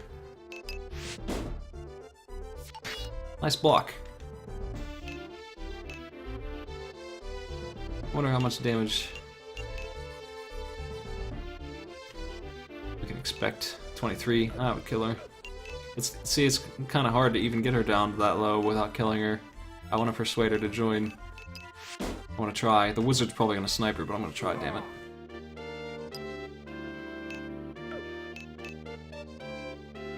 Vitality. We can use the tower to hit her a bit. She takes 10 damage because she got crushed between the other guy and... oh man, he's up. This is our chance. To the persuade, let's try it. Oh, my team's great. Come on. Oh wow, we got her. Now if she survives, she's dead. Yep, that's the way it goes. Goodbye, Selfina, welcome aboard, goodbye. Yep. And we get a death quote. No mercy for traitors. That actually hurts us because we lost the item she'd drop if she died. She wouldn't have dropped the spear, I know that for sure, but that's too bad. That's the way it usually goes. Especially with Vice going crazy and killing people who are low health, it's really hard to get a recruit going on. Twitch delay. People get to be excited about the spear the moment she drops dead. Perfect. That spear would have made a huge difference in our early game, though. It really would have been tremendously useful. I miss it already. We cannot get another one for a long time.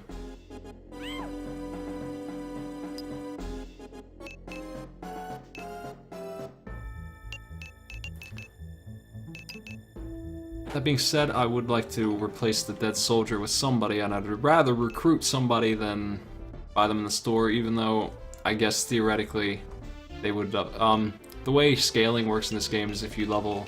Like, say you level a wizard, change him to a wizard and level him up as a wizard a bunch, his int goes up higher, obviously. So, that doesn't matter yet, but it will matter later. Just recruiting random dudes, they're gonna have bad stats.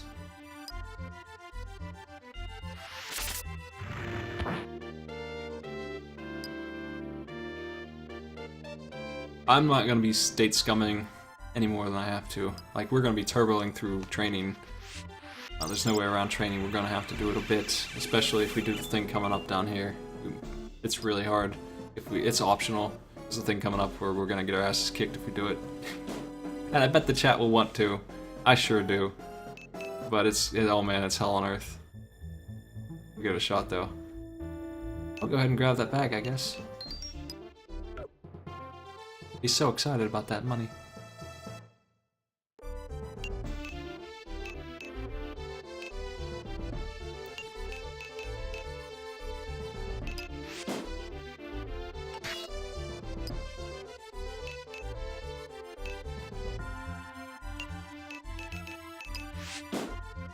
Yeah, the spear would make a big difference, but it's not like we lost because we didn't. It will be okay. We don't need it. It just would have been fun to have.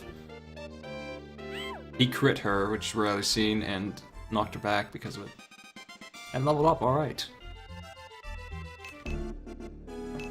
Now I'm going to avoid killing the wizard for as long as I can while I try to pick up that damn card. Nice throw there, Suede.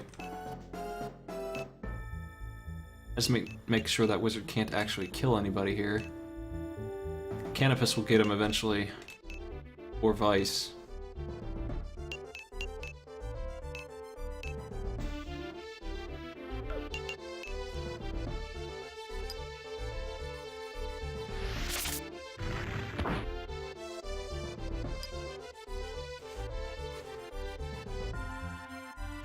I didn't expect her to... It would have been an amazing feat to get that spear lady out of here in one piece. I mean, I called about how horrible it is to recruit in the first place, and getting them out alive is probably the hardest part. Getting them to join is just getting them low HP. We can do that.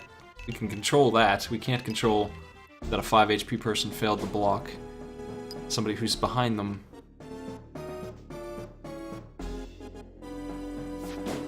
Wow, calm down there with that spear, bud.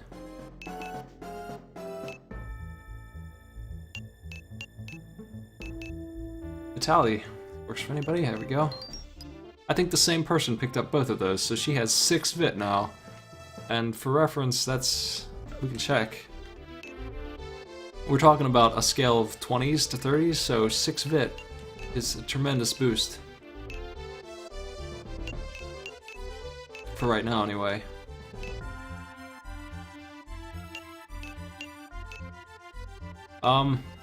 I don't think we can set the AI on the allies. We really don't have... They're a really minor role. They're kind of backups. It's not important, really, that they do their own thing.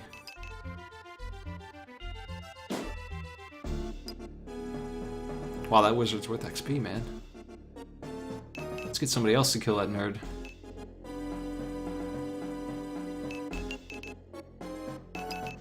This is gonna miss. Is he gonna kill my bud? Nah, we're okay. The AI tends to try to kill single units when they can. Over even their own safety, they'll try. Like, he's kind of getting surrounded now. I'm sure Canopus is gonna kill him next turn.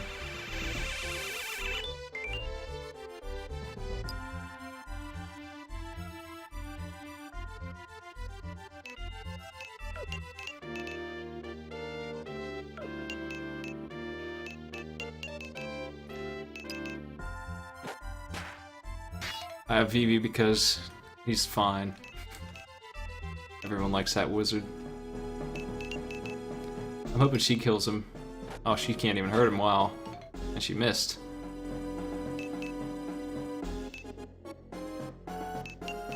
Damn. This guy can shoot it.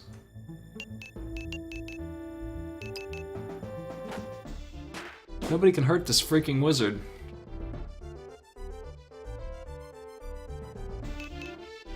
How about you, swordman? There we go. One of our boys got the kill. 100 XP. Awesome.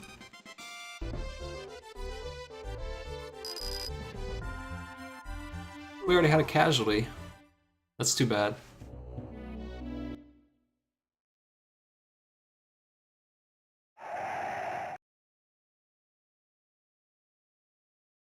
Also, he is no longer automated. He is a permanent ally. Cannabis, welcome aboard.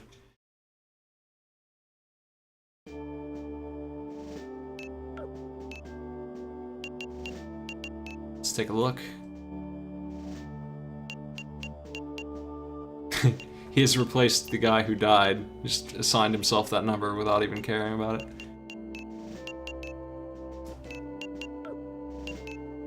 Oh, there he is.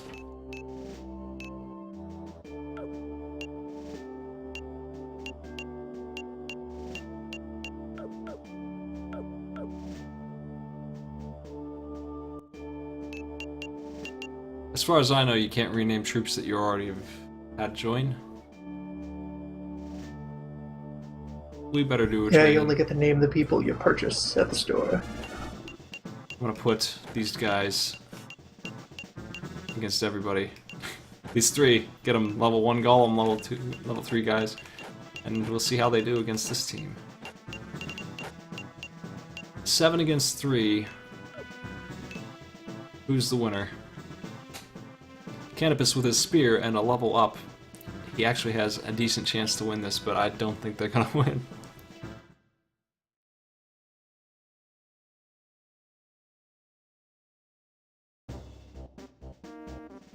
I'll turbo through this a bit.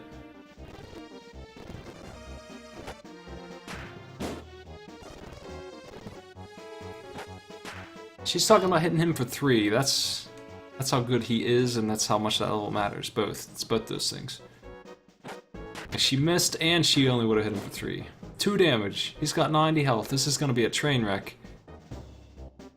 And some of these guys don't have bows. Yeah, the tactics ogres are missing a lot of the chaotic classes that show up in the strategy games. There's some holes. It's not very symmetrical. The chaotics have a really nice class in this game called a Terror Knight, which his special ability is to automatically lower the attack of any nearby enemy. So anyone who tries to hit him really just gets worse at hitting him before they strike. It's pretty good. Aside from him, I don't remember much chaos class.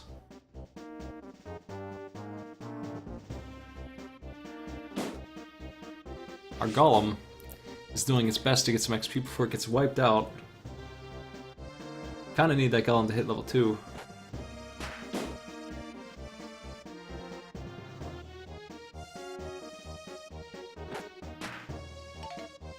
Let's turbo a little bit here. Golem's dead. Canvas is gonna go wild and kill everybody. Okay, there's a level. See, something came out of this. Yeah, you wanna do an audience raffle for your unit names? We can't rename them. Well, for when you inevitably have to replace units, you know, throw more bodies into the grinder. Yeah, I'll definitely do that. I don't know how often we'll do that though, unless they're a special class. I mean, right now we got 10. That golem was kind of a dumb purchase. I just wanted to get one in the hopes that it will become something useful someday. We'll try and show off all the classes. Like I said, I think a Birdman will show up in this store eventually. I think Canopus is going to fucking win this though. He's going to solo the team. This is going to be nuts. No XP for anybody because Canopus is going to kill all of them. All 4. Yeah, sounds like a training session to me. Okay, he blocked all of their shots. There we go. The level 3 got a shot through. The one guy who's actually fought in a bunch of wars just schools all these random peasants.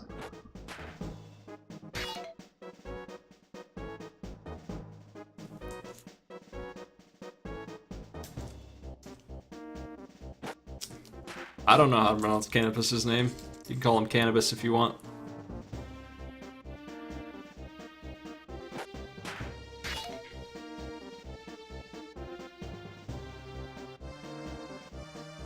I'll be saying his name a lot because unless something horrible happens and he gets killed, he's always going to be there for me. I'm going to have him everywhere.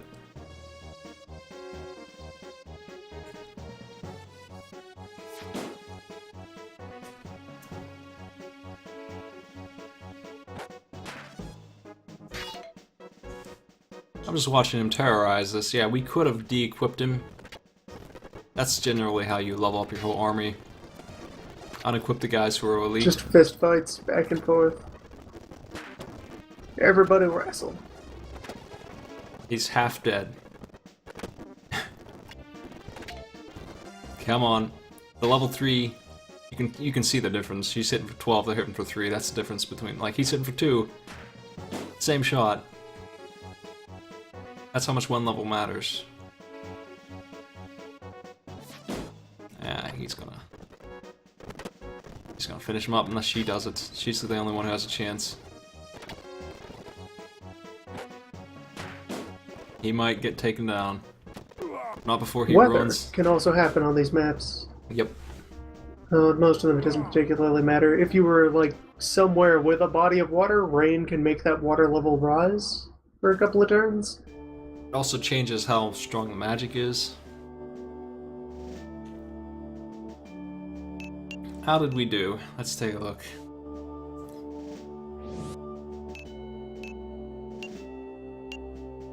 Our guys are pretty close to level 3. We probably should take the time to... This guy is 1 XP off. Yeah, we probably should take the time to get everyone who's not level 3 up there. Unequip all the people who are. And then we'll go to the next zone here.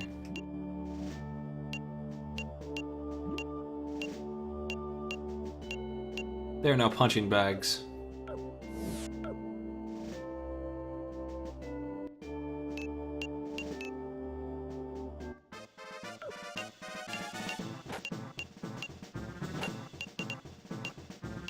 So, it's pretty much an instant level for the person who kills any of these guys. We only have 3 level 3s? Out of 10. Damn. A couple people are real close though. This'll do it. I'm just gonna turbo this time, the whole time. Golem will eventually catch up, it'll be okay. He just needs to get... Because he's 2 levels behind, he gets 10 or 15 XP just for hitting them. He doesn't need to kill them. If he does kill them, he'll get an instant level. So he'll catch up, he'll never fall too far behind unless he literally dies instantly. Which he might. They punch him for 1, it's okay. Yeah, training is a thing. I regret that this can't be avoided right now. Wish it could. The only other option is to do it off screen. He did level up though. Our Golem. He'll get ridiculously high defense. This is his thing, obviously. He's freaking made of rock, so... Level 1 Golem apparently is made out of clay and not hard clay. Yeah, you need to... He hasn't finished baking yet. It's made out of fine sand. Golems can equip consumables. He could carry 4 heals. That's it. He could carry... That's what I would use him for, 4 heals. He would just walk around being the heal golem. If he does get in trouble, he can heal himself. That's the way to use him, I think.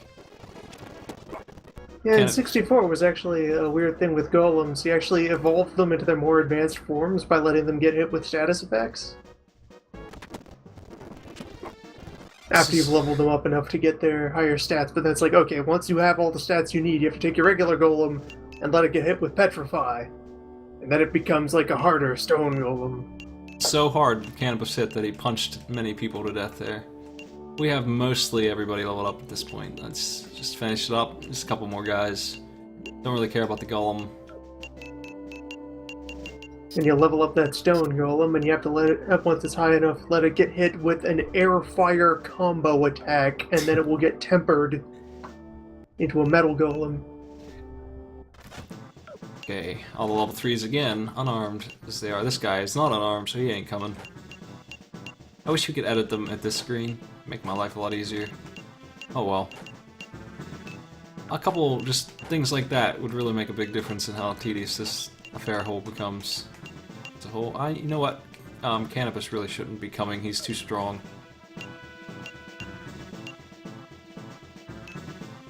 He's just too strong. Even unarmed, he's just gonna punch him to death. Okay, let's see how they do. Yeah, golems are monsters, it's true. I don't know if the Beast Hunter buffs them though. Yeah, this is the way I train, usually, unless I do some kind of cheat gimmick. But we ain't gonna do it more than we have to. I just want to level match the enemy, and usually you don't ever fall too far behind, maybe a level behind them at any given time. As long as your guys are killing things, it's okay. And somebody has to be doing it, somebody has to be getting those kills for you to succeed. Okay, our main guy leveled up, that's good.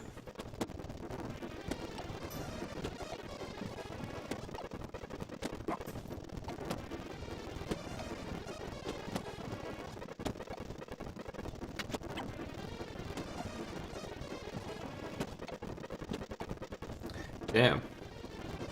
Come on, Sumo Boomo, kill somebody.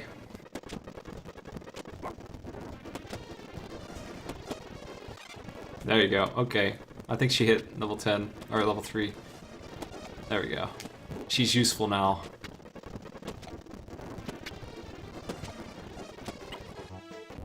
That's enough training. Let's get them all geared up and let's go in. I like to do all my training at once so I can do more than one mission at a time in a row. Spear, I'm gonna keep on Cannabis. That's a debate I always have. Should I give him a bow and have him be unstoppable? Or should I have him fly around doing what he was doing before? And it was really good. And I always want to go for the spear.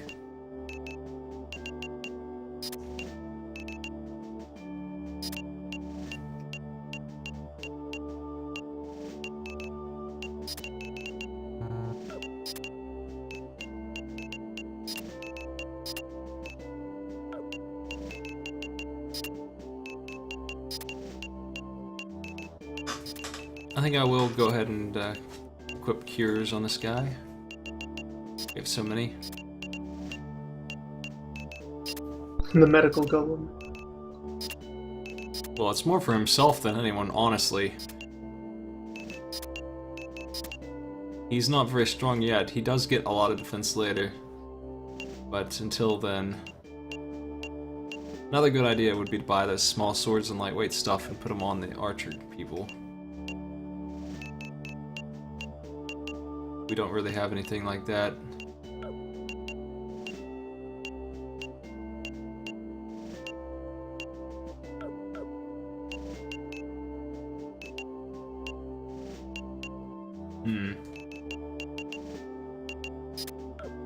Okay, let's we'll know when we've unlocked a new class for anyone that will show up in here. Their kill count does matter. I think that this lawful lady can become a cleric, but if she kills too many people, she won't be able to do it. Something like that. So yeah, killing too many people either prevents you from getting cleric or prevents you from getting like the next level up past that. One of them has a kill limit. And there's also the opposite. For some classes need some amount of kills. So we might not see some of the classes that we could. Or like amounts of kills of specific kinds of enemy. Let's do this thing. Where's our city? Fight it out.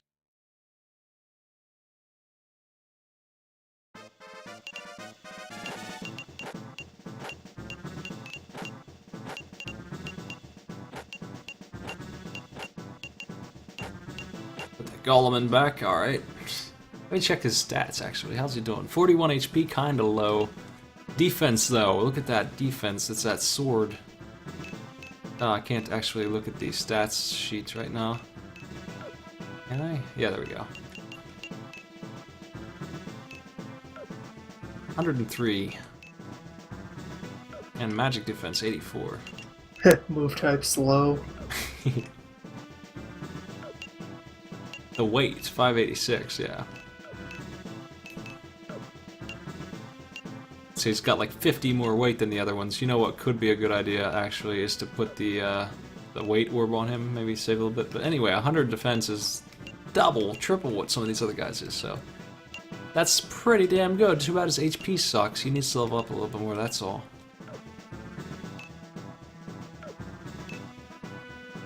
I like that even though he's a clay monster, he's still a Wallstanian at heart. His race list, his country is Wallstanian. Of course, he's made of Wallstanian clay. He is the homeland.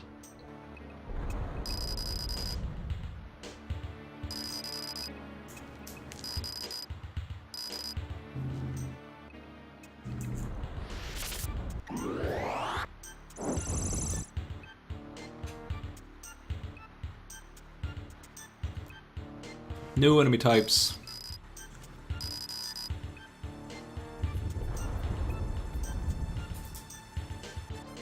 We're here now.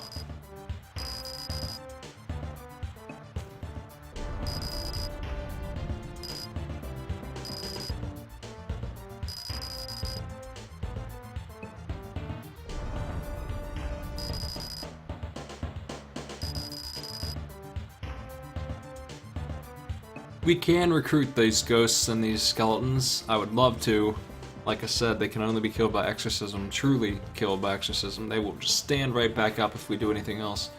So, kind of a pain in the ass for us in this battle to deal with that. Every 3 turns they revive, unless our priest buddy there does it, and he's automatic, and he's also been put to sleep, so great. Oh no, he resisted it. I think that 100% sleep applies without regards to whether or not he actually resisted it. It's just if it even hits at all, yet alone before the check. I would love to recruit that ghost, but good luck. I'll try. Leaders are generally immune to persuade. They must be murdered. Yeah, we can't recruit the witch. A witch would be a nice addition to our team too. They have stun. I love stun. Stun can hit multiple targets. It's like stop in Final Fantasy where you can just hit them over and over again and they don't react. It's pretty much death sentence for people in this game. And she can hit multiple targets with it. And so even though it doesn't always succeed, she can try to make it succeed on like 5-10 targets at once if they're clumped up.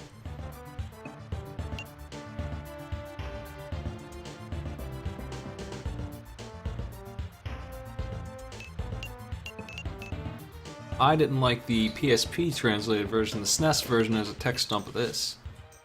They messed up a couple things, that's all. The PSP version is completely different. I didn't like it.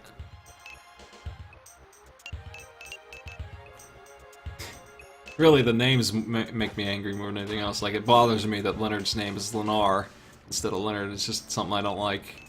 It's not really a big deal. They renamed everything for some reason. I don't really know why they did. They just renamed locations and stuff. It's like they forgot what these places were called. Like, they had a hazy memory. It was called Grid or something. They just called it Grim.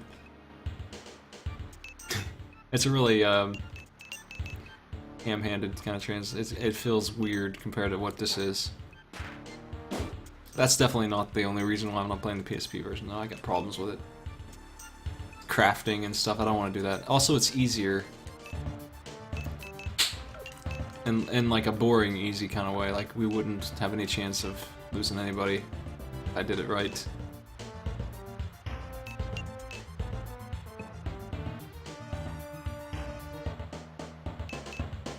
So, the nice thing about recruiting undead is if I get them to join, it won't matter if they get killed.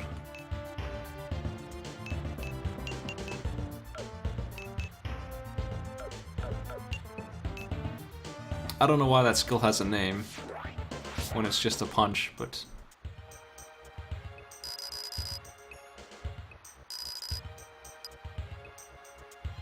I need to save that priest.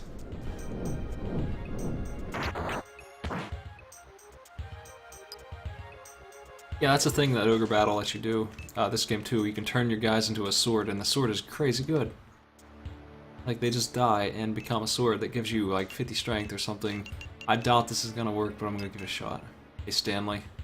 Stanley the skeleton. Oh. Damn. Yeah, there's usually a couple of high-end things you can do that involve sacrificing a member of the team.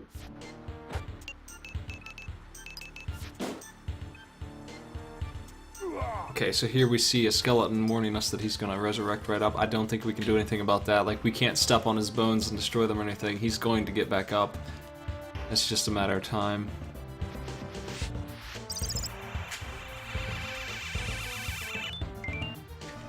I remember there's an angel class you can get with a Valkyrie. If you get her killed after she has like 50 kills or something and she's lawful, she'll resurrect automatically and become a holy knight. Like, there's stuff like that in this game. 100 classes you might never see, even if you play this game a bunch. If you don't go wiki them. Like, who would do that? Who would let one of their best characters die on purpose and just happen to get lucky and get a roll? There's a class. You might not even know. Lots of stuff like that in this game. Lots of secrets.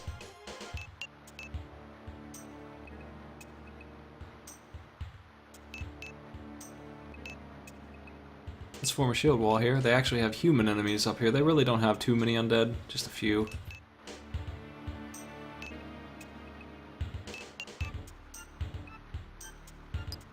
Oh good, he's killing Randolph the skeleton.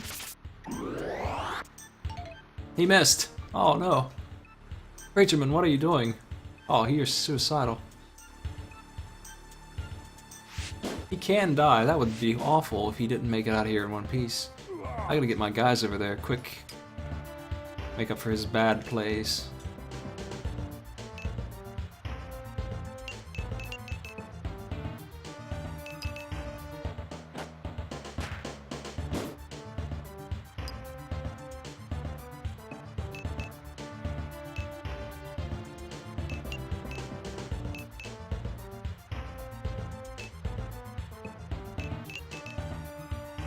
I think we can make this shot. Might be hard. There we go.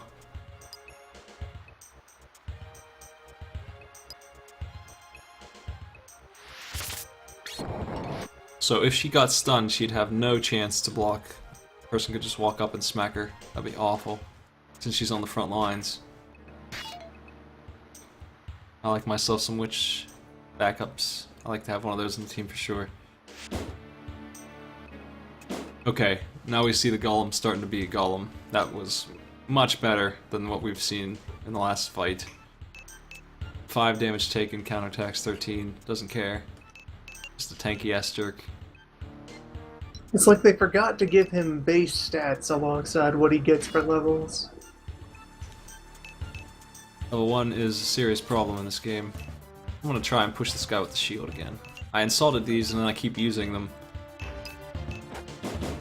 Wow. A sword would kill him, but I can try and recruit him, I guess.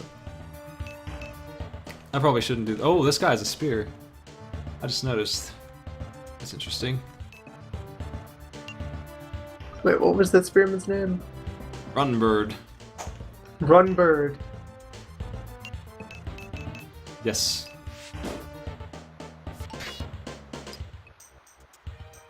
Oh no, sleep.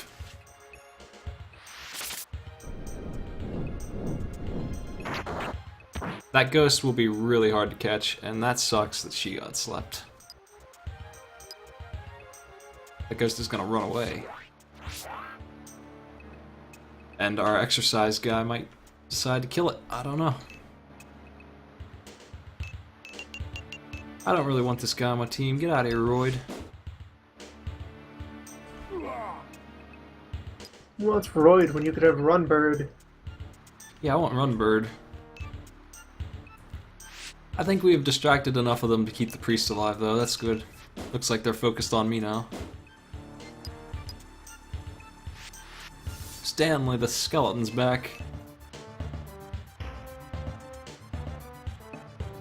I wonder what kind of counter Sumo Boom is going to get hit with for punching that spearman. I kind of don't want to find out, but you know what? This is a neat trick. If he counters me and I don't block it, he'll hit his own buddy.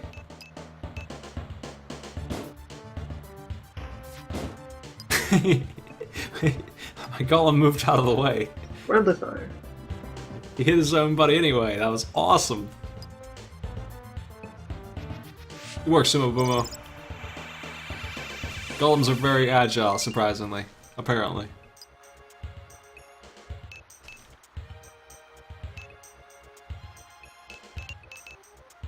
That was perfect. That couldn't have gone better. I don't want to knock him too much lower. We won't be able to get him. Vice will hopefully not kill him, but he might. I don't want to take that risk.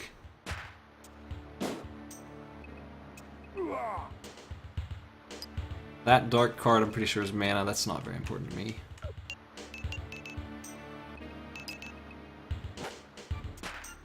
Anyway, you can see already that just matching the enemy level and actually having some options with what we do makes a big difference how good we are at living. Don't kill it, no! The ghost! Son of a bitch. Ah! Fuck you, Prisa. Oh well.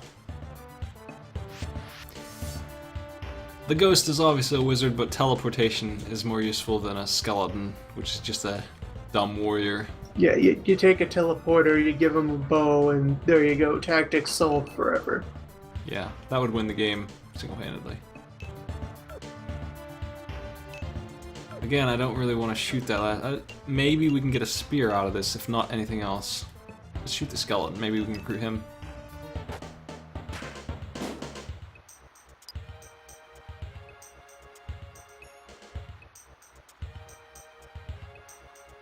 We don't talk about alignment paths yet.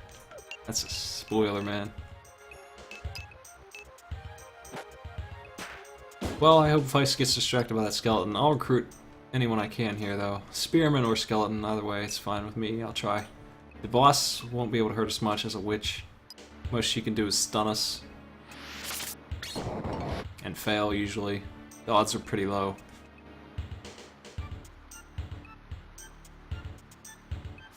God, run bird, back off.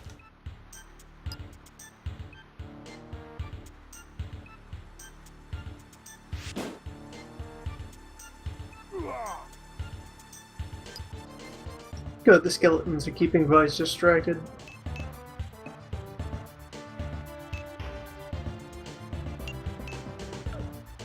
I should have healed her, but whatever. Try and get run bird. Yeah, Vice is 2 or 3 turns away now from Runbird, so if we can recruit him, now's our chance.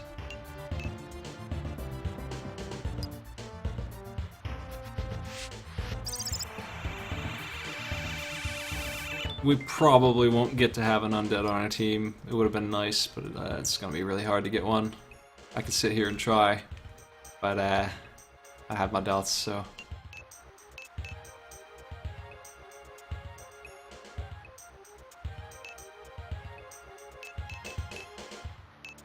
$33 damage. I hope you don't crit. Okay. Of course he counters because he's got a spear of his own. What a champion. And our automated healers are healing everybody. Okay.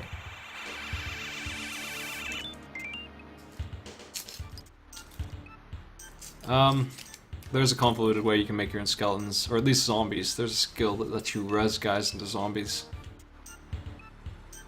That's interesting too, because you can also turn those zombies into regular old level 1 guys, and they keep their stats, so that's yet another way to break the game in half. Get yourself some characters that are way stronger than they should be. Do a couple of rounds of reincarnation. Yep, that'll do it. You get your guys all the way up there. By the time they get back to the right level, they'll have so many more stats.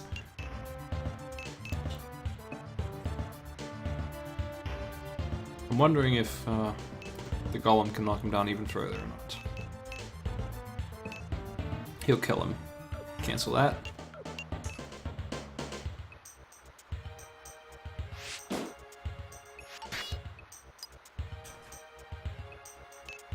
So much effort to recruit Runbird. Well, you plan around not having formations where your spearmen are at risk of stabbing your own people. If you're using spearmen, you give them room. Yeah, I control the odds of that happening. I mean, I just abused spear to my own end because I know how spear works. I made them hit their own guy and they missed me. They got crushed because I know how to make spear do what I want it to do. There's no problem there.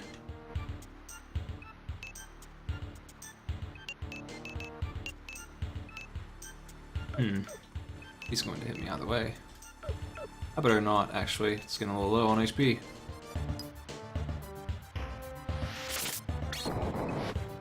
Stun? Oh my.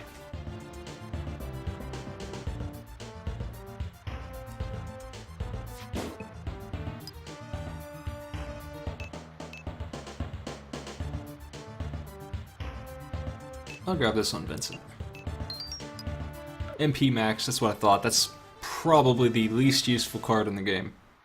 MP being limited is not really a concern that you ever have.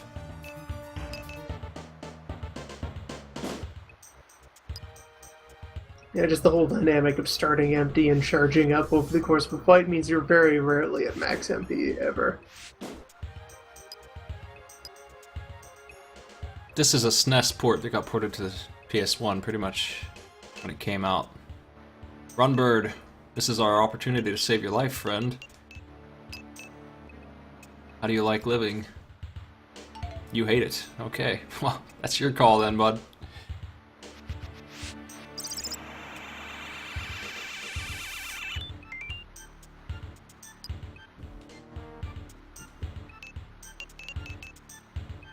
Yes, it was made as a SNES game and released as a SNES game in Japan, and by the time they were ready to sell it overseas, the SNES was kind of dead. So they decided to make a port of it. Pretty good port. They fixed up the music and they just added a couple of minor load times, that's all. Oh my, he blocked the tower.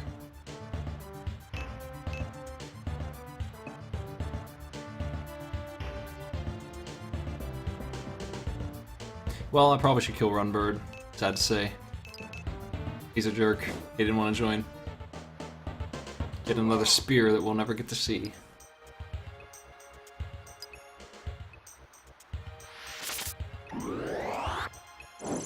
And just like that, the boss is all alone here. Stun checks and rolls the dice every turn you get to see if it's going to clear or not. Sometimes it can last 2 or 3 turns. Such a painful spell. Oh, you can try and recruit a bunch. I just don't feel like it. He betrayed me. I just feel like killing him. He deserves to die for what he's done.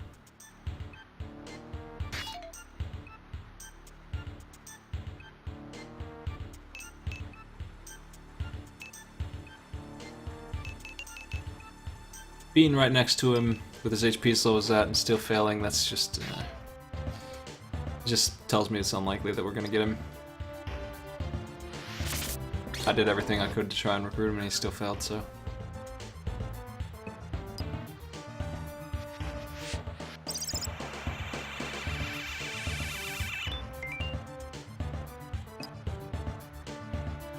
We're gonna get what's in that bag automatically, so I'm not worrying about picking it up right now.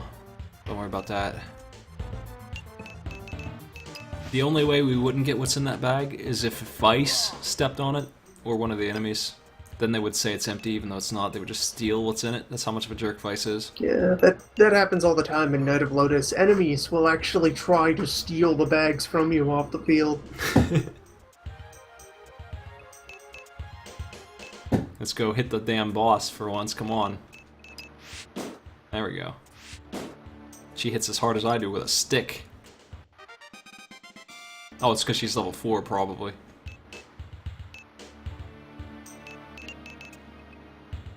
Yeah, that's why. I leveled up just hitting her, damn.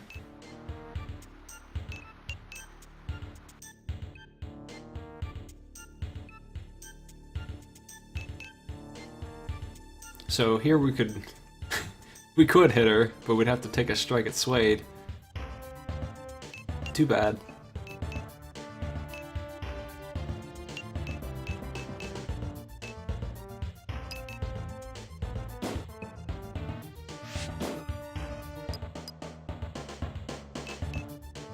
Really digging that Golem's defense now. I'm glad I recruited him after all.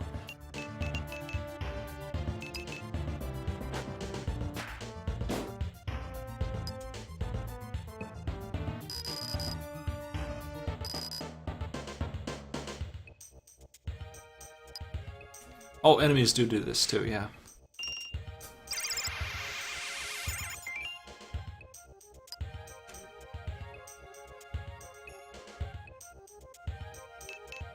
So my only problem with the golem right now is that it still only has like 50 HP or something. That's not good enough yet. Eventually it will go up, but until it does, still kind of weak.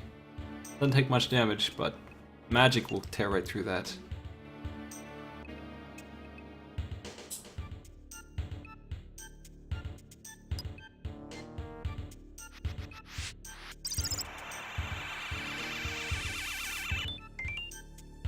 Full heal, alright. Oh no. Damn it, Stanley.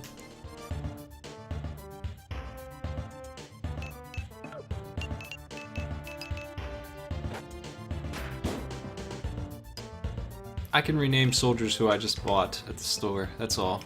They're the only ones.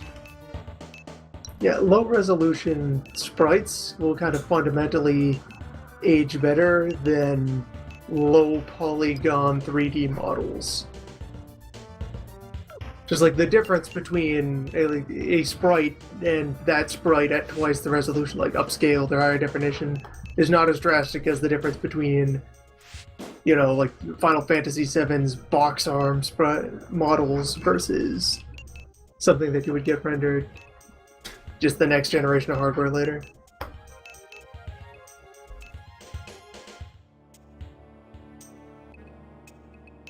I tried to get a zombie.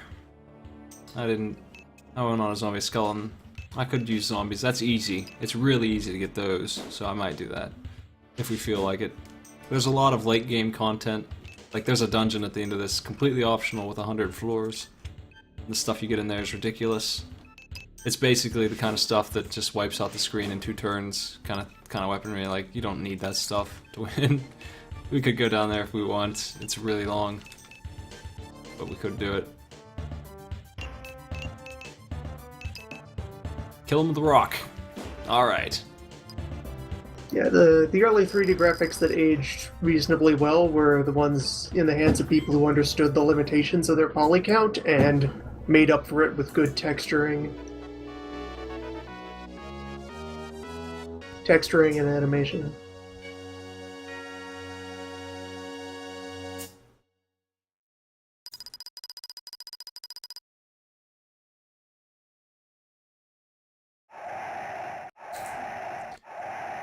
There's stun. Definitely want that. A spell so important that they gave it to us guaranteed drop, because if the boss drops it, no one can steal it away. Hey, Suede.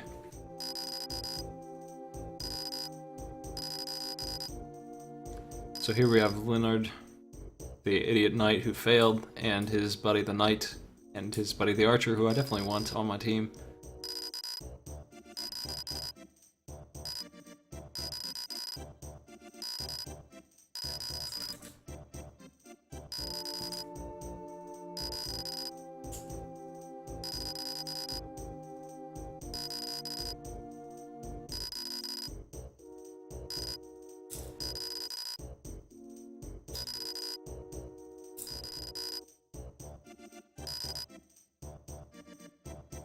Yeah, since Tactics was developed for the PS1, they used more 3D elements in the special effects and so forth.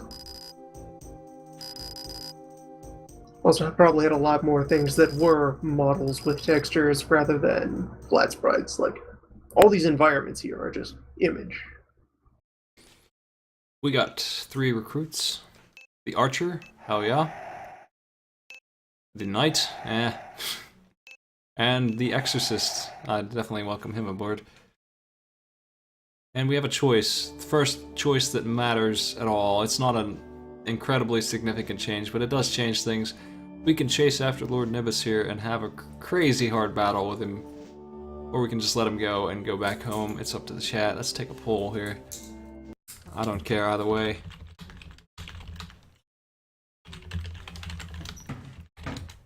There we go. Nibus is a necromancer, obviously. With all the undead we've been fighting, that should have been clear. Let's check the shop. I doubt there's anything cool here, but we can take a look. Still the same old stuff. I think I will give minis to my archers. Let me buy a few.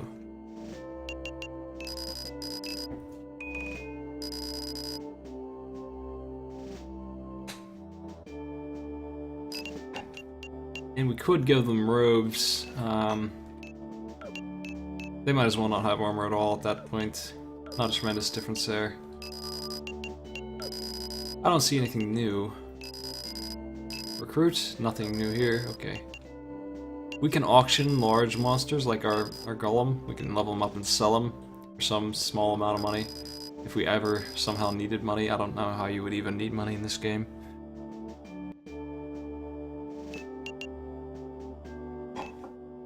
Okay, let's check out our crew.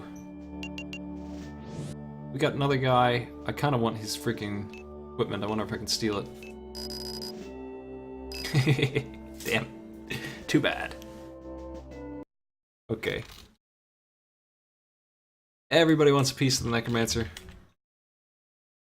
100% vote. Yeah, he won't give me a damn thing. He's got a attack power boosting glove, strength 5. Oh wow.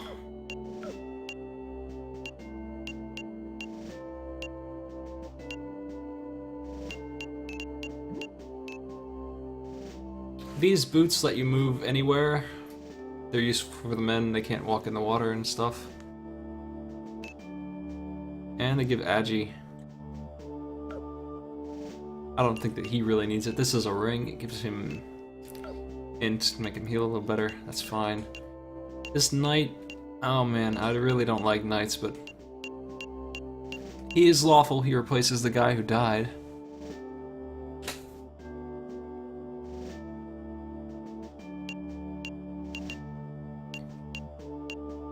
I don't know why she has these. She doesn't really need them. The agility helps her, I guess.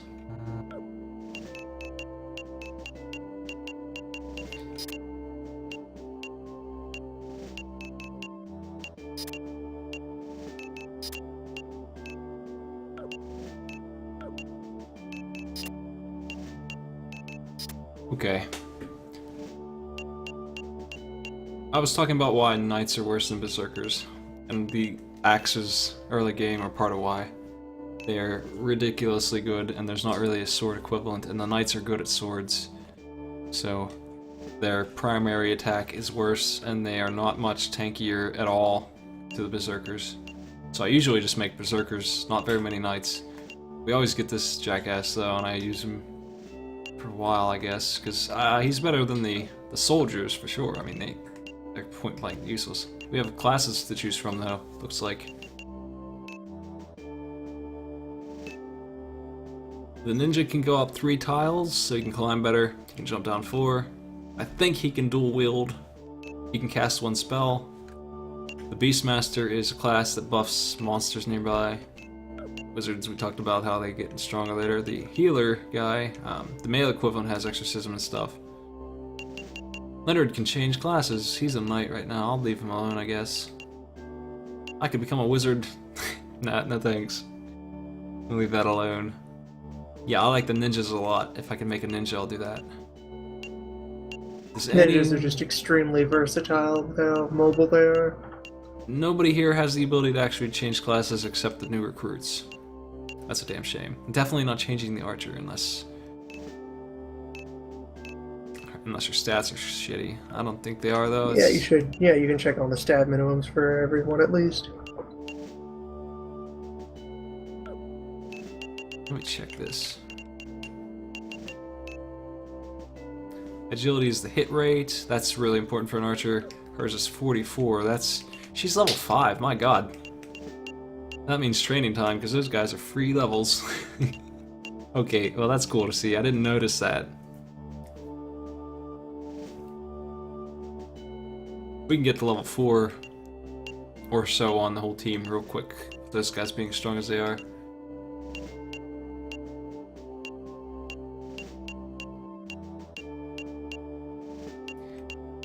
That's movement type. So there's like, fast, moderate, and slow base move speeds, and then various character types either are hindered or are not especially hindered by being immersed in water. Some are dependent on water and do terrible if they're on dry land.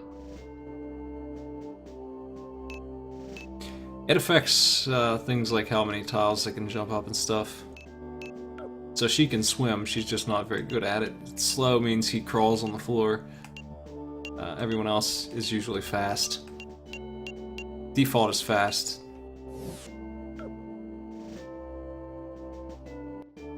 We're gonna train though. I'm gonna take off the heals, I don't want them wasting that crap.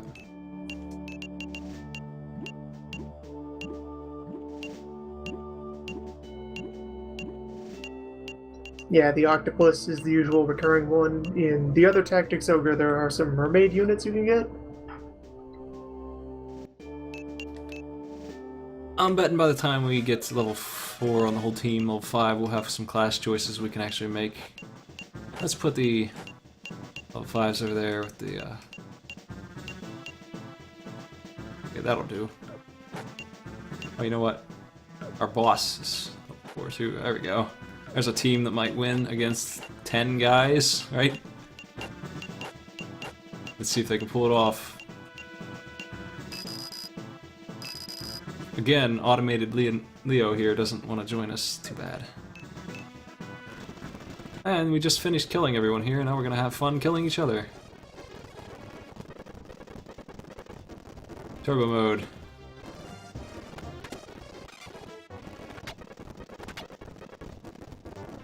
They move their archer to the front lines because they don't know what the hell they're doing. But she just one-shot us, so whatever.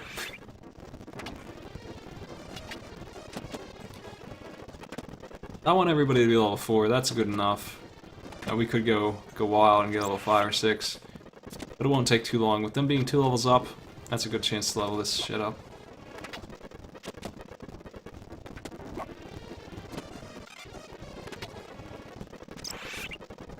Man, we might lose though with that healer backing them up.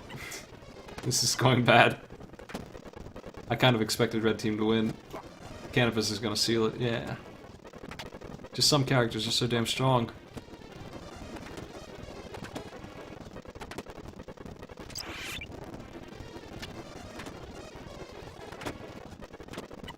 Oh my.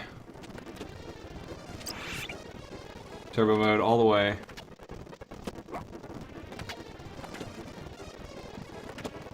Okay, they did it.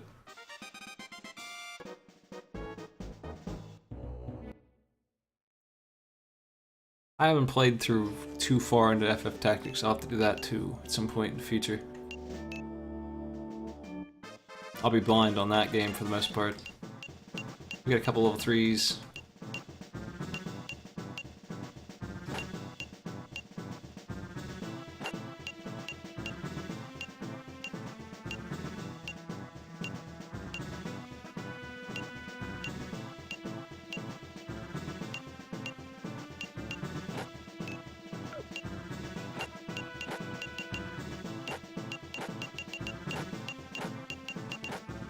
Okay. Second. In the meantime, I wish I could turbo it even more. Like, I wish I could just see the results of the battle. That'd be great.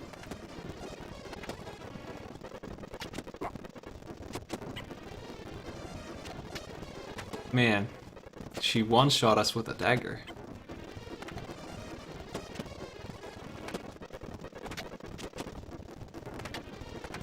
I might have to do this manually just to make sure it does it right, because they're failing.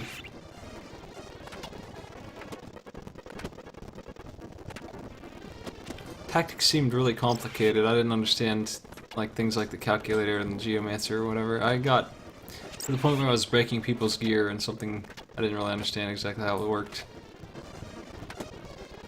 Also, I noticed that scaled with you pretty hard, which is, I don't know, is there grinding in that game or can you just go? Blue team wins. I don't know. Tactics 1 did have a lot of arcane systems going on.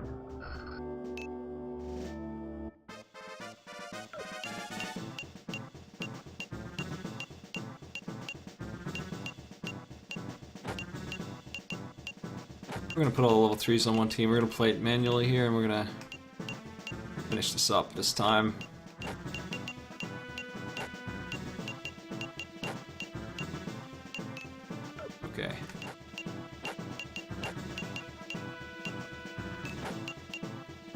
And she's level 5. How'd she get level 5?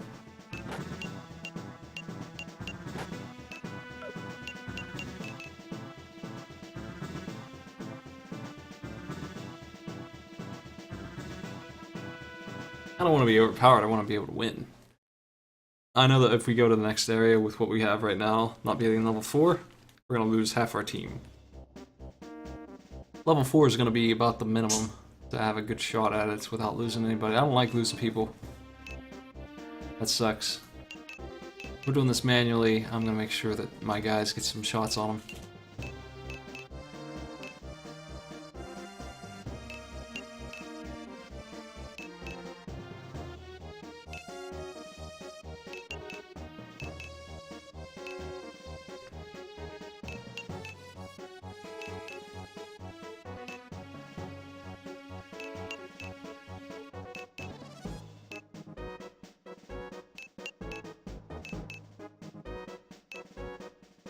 Grinding is the worst. I don't understand it, really.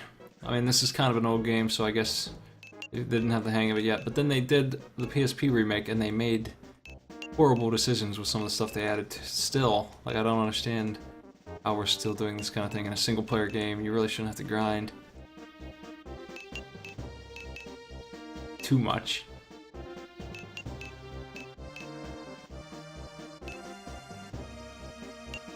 Okay. Actually getting a shot to hit on that level 5, pretty tough, but if we pull it off, we'll get a lot of XP for it, like 20, 30. Won't be long before these guys level 4 at that rate. And we can heal.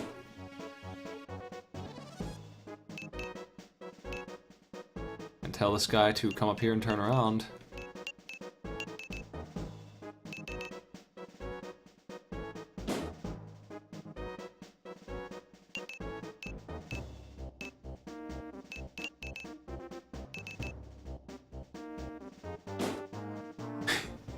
This is my leveling strategy. What do you think?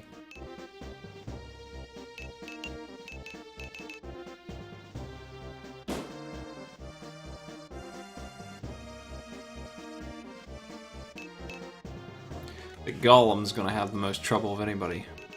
Because he has no range attack, and he's gonna get countered hard. Yeah, it takes a while to get beasts going. I don't remember if he ever gets one or not. I want to say no. I can heal the enemy, so it might be okay, but...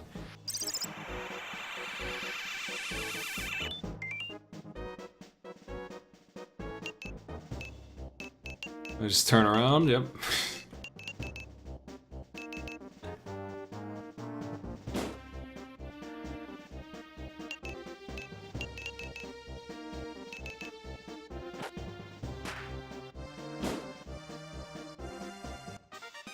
There's one.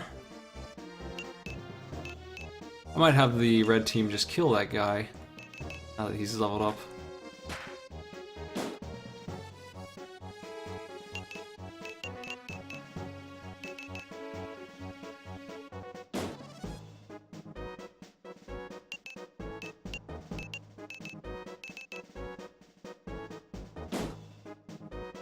Man, level 3 though, that sucks.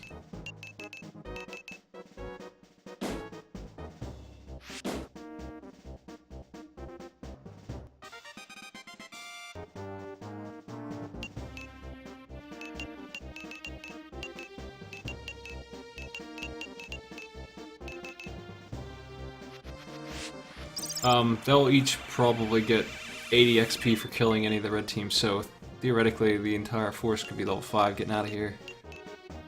If we did it just right, but that'll take a while, unfortunately.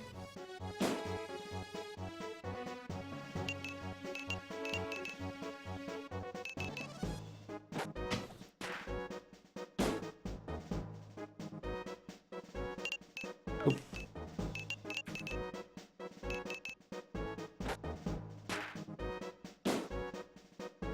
I knew there would be this in the early game.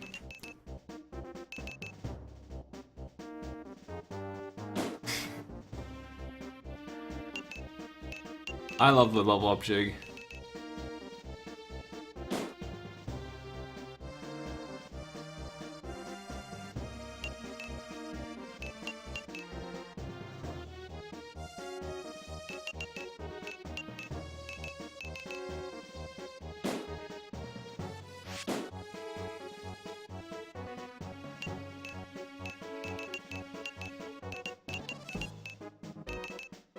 I'm gonna keep healing Sumo Bumo. She's gonna level up this way. We figured it out. We got a way to get that damn golem off its feet. He's gonna end up with 60 HP, which is plenty. Oh, he's not gonna die instantly anymore. I think I'm gonna start hitting these guys with actual attacks soon, though.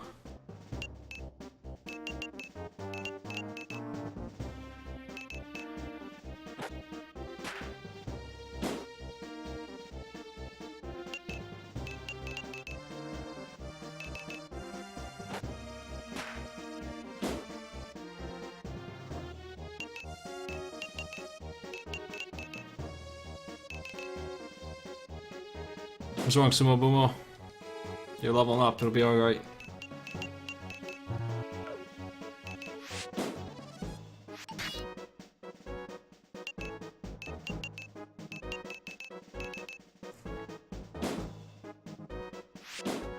Ah. Yeah, the golem just needs to straight kill one of them now, because that's gonna take forever.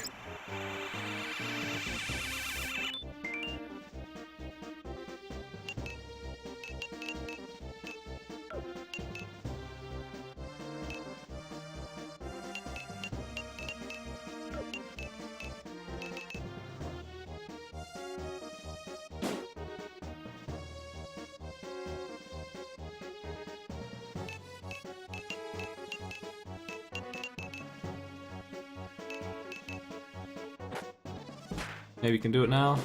Kill that guy.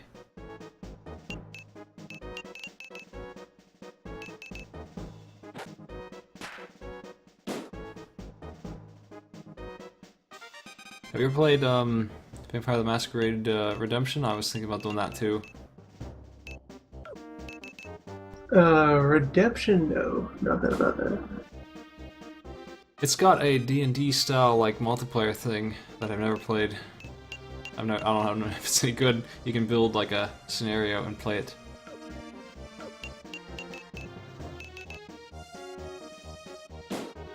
The big problem with that game is you're trying to control an entire squad with just one person, and it's really hard to do that. It's basically just a Diablo kind of game though, you just run around.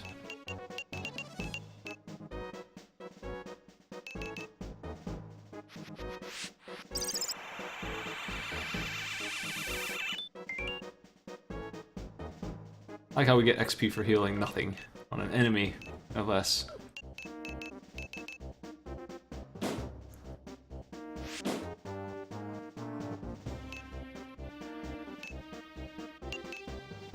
Okay, well we have gotten him to level 4, let's get him to level 5. Just kill these guys already. Chip him down.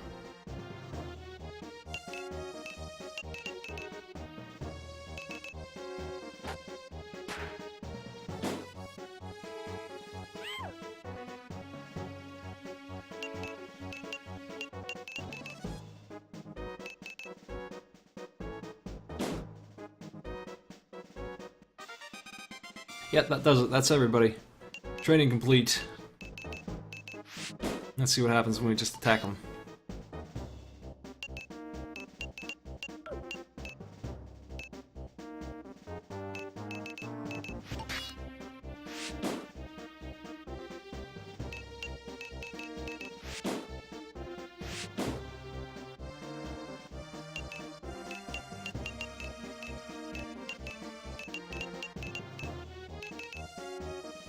Here you go, Coco.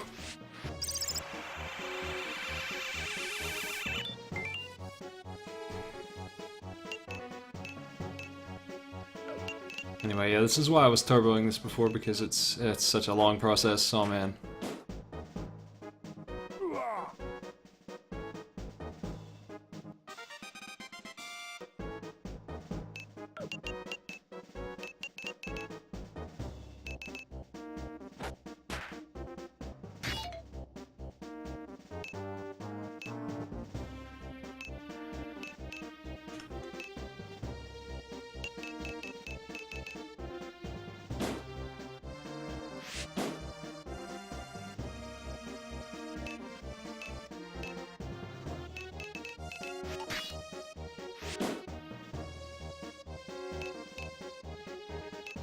Damn.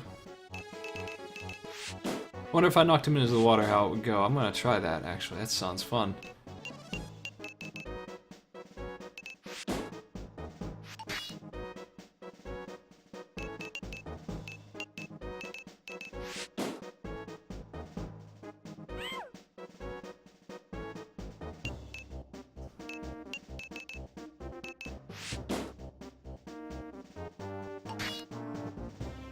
Later, Magnus. I wonder if that would kill him, because he can't swim. Would he die from that, or will he not fall over? Let's test this out on training.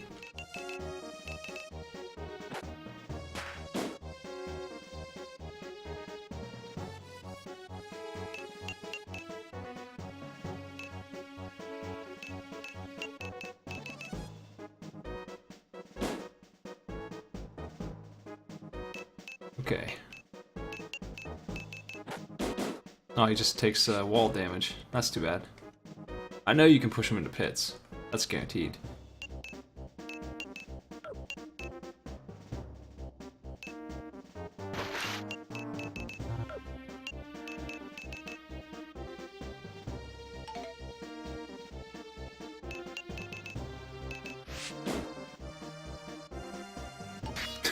This preacher means business. Toe to toe with a golem, he doesn't care.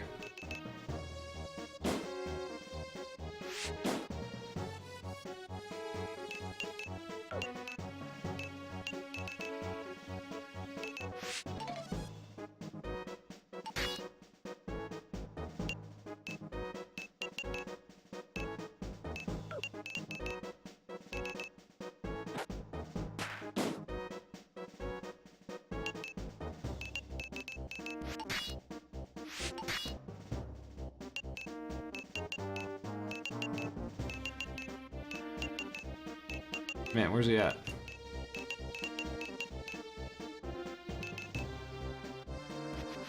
Anyway, we're ready to go after Nivus and lose horribly. This is gonna be probably the final battle of the night, I think.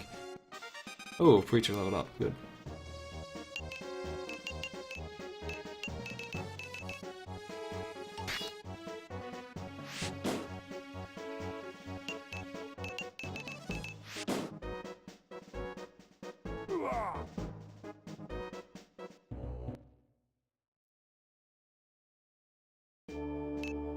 Let's equip our boys.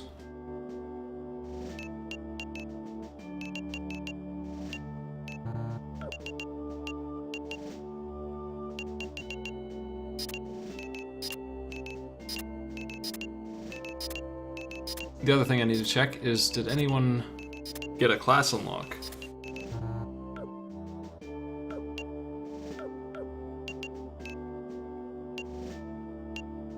Yeah. The preacher guy can turn into a ninja. I think I'll leave him the way he is.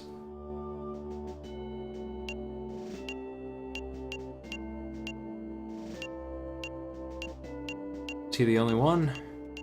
Looks like it. No one else is ready yet? Okay. Level 6, I think, is when we really start to see that open up.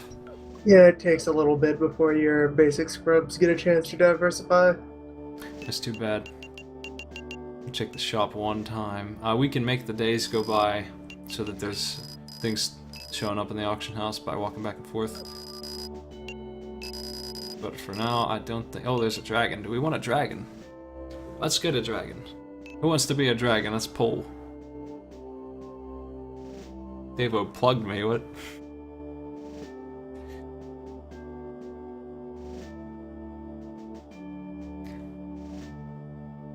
I want to do a raffle for the dragon. Who wants to be the mighty?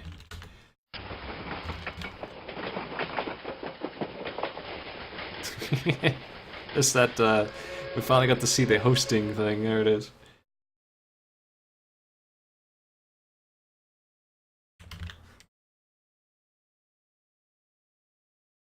Is Carcinogens here? Or is that from last time? It's from last time. I want to draw again. I don't see him. Okay, there you go.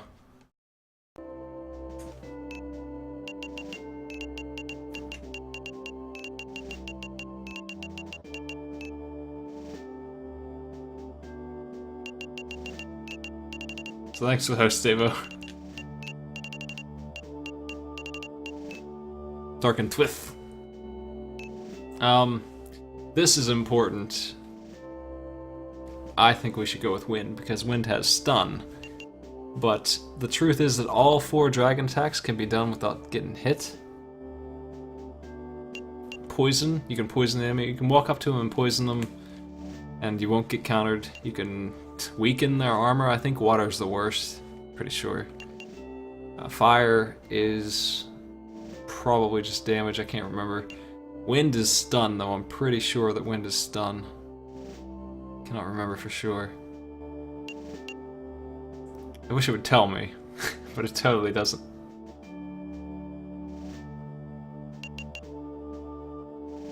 Anyway, I'll let Dr. Twitch pick if he wants. Any of those 4 are fine. I think that wind is stun, which is pretty damn good. Earth is poison, that's not too bad. I just don't want water. Water is definitely the worst.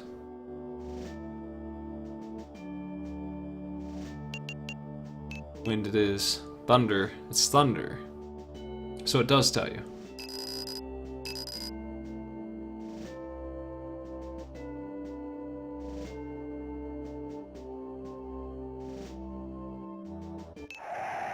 Okay, well, we can train that dragon if we want to use it now. I'll just train it later. We'll hold off on that. We just finished training, damn it. So recruiting a bunch of units is pretty much the only way you actually would run out of money. It does cost a little bit. There's also one thing I forgot to check was the newspapers. Get the background lore. Let's take a look at that. See what's going on in this world. If you don't read them, they disappear forever. You never get to know about them. News, chapter 1. We don't need to see replays.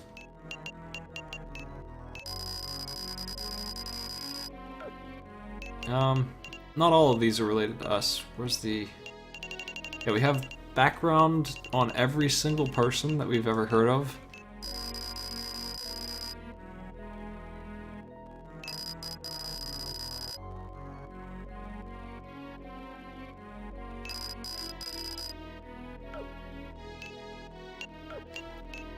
Here's the miscellaneous news.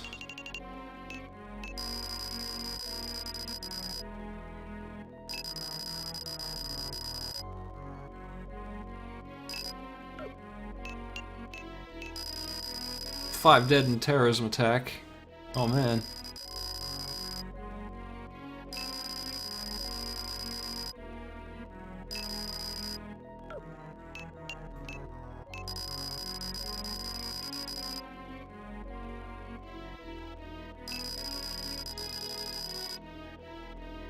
Here's a newspaper saying that Zenobia is probably taking attacks.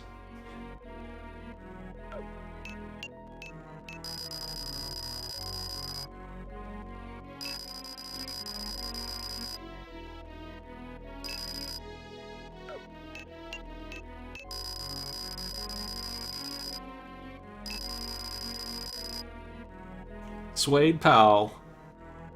Okay. Kryzar.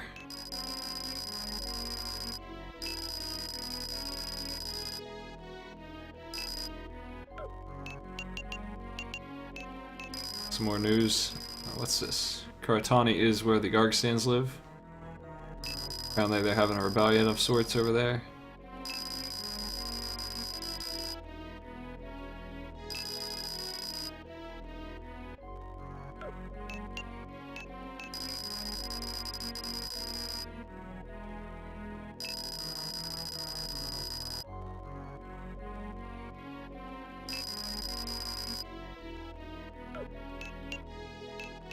And this guy.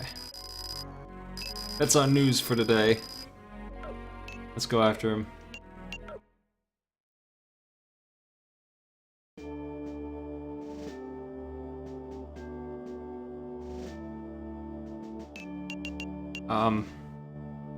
So this is a really hard fight because it's sloped against us. We're going to fight a wall Fight it out.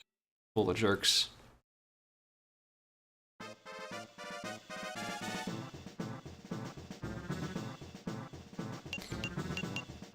Definitely bringing this guy.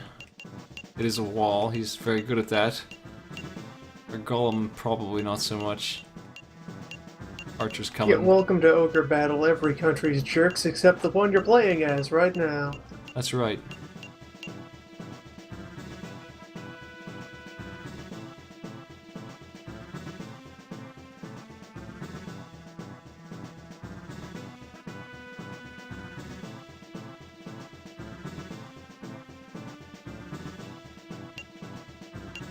We might as well just march in our best units here. I want to bring all the level 5s we have for sure coming. That's the first step. I'm going to bring as many people as we can though. I think we really don't have too many options. Leonard will be here automatically. This knight guy can come. Welcome. And that's really it, just fill in the last 2 holes with whoever. Okay, we got a couple spare guys. We have like 13, 14 troops.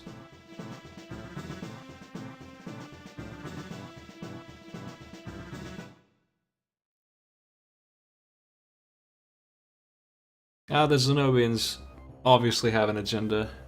If you want to call them bad guys, I think that's pushing the envelope a little bit. Not these ones, they're really not bad guys, but they are...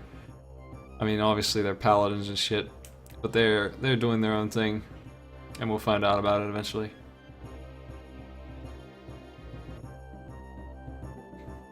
And here's Necromancer Man. He's the embodiment of everything corrupt. Here he is.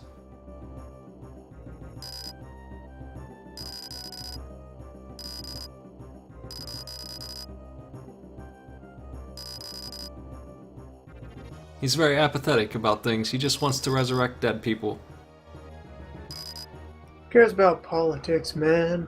Cares about bones. Now let's take a poll. Should we tell the Necromancer to relax or shut up?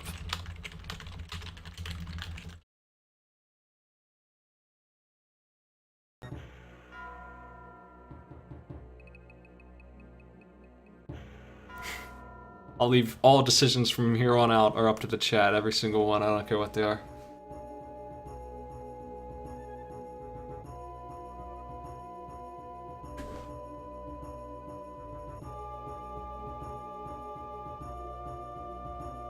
Relax, Necromancer.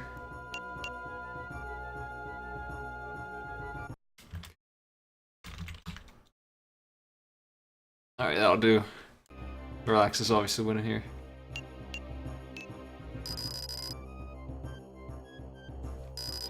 But you never call a Necromancer a weakling. It's not how this is done.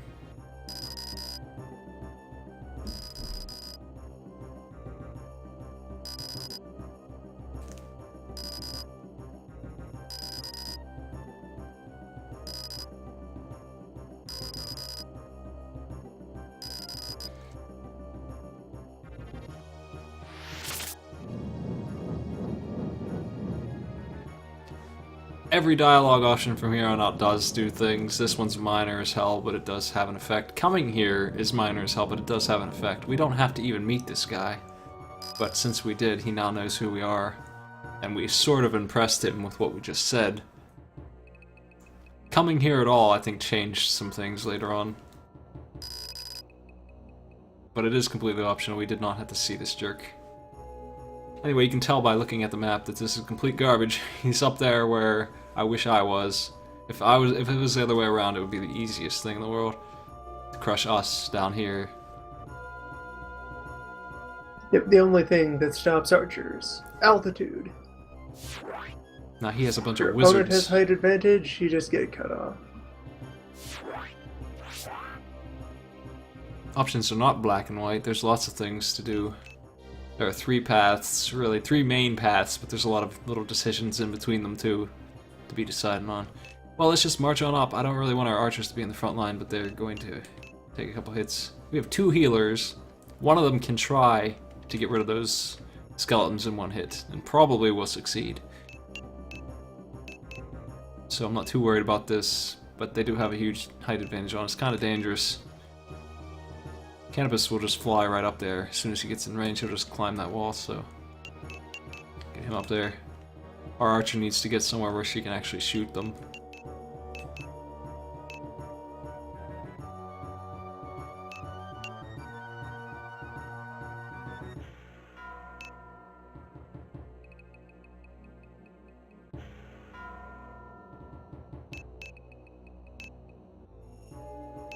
Later on, I'll not bunch up like I am here because that's basically the area of effect attacks. It would work like if I fired it on her, it would hit this square, all three of these squares, and this one too, like a 5. And when it's completely leveled up, it would hit one more tile out, like it would hit him, here, like in a diamond. That's the range, fully maxed, that these spells do. So, bunching your guys up like this, you could potentially hit like 6 of them. But for now, it doesn't matter. Their only spell will be a single target piece of crap spell. Let's not put her there. Oops. That sound means accidentally interrupted.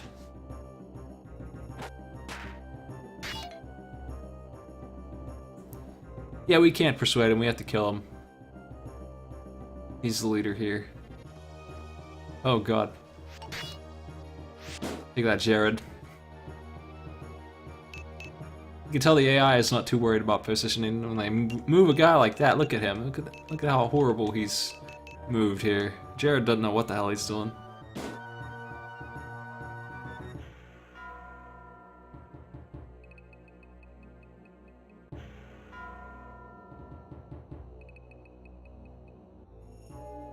Yeah, we don't want spoilers in the chat because 99% of the fun in this is the plot. The plot is amazing. And the changes we do are great. I can't think of any other games that really give you the kind of choices we'll be making in this, and we'll be making some of them real soon.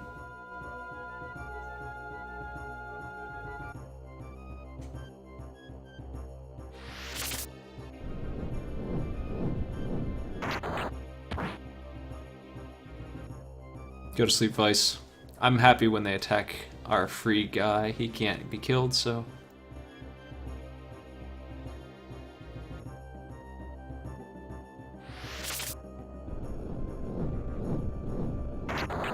Oh yeah, attack them AIs. Leonard has 137 HP by the... Whoa, my. Do I care about Jared, or do I just want to kill him? I think I'll take him out.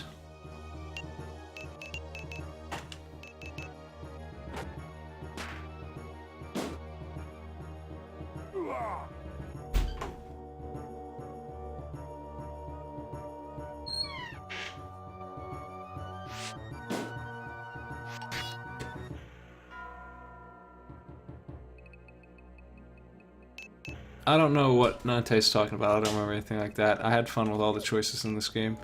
I kind of want to grab that vitality card on my boy here. I think I will. HP up from my main man.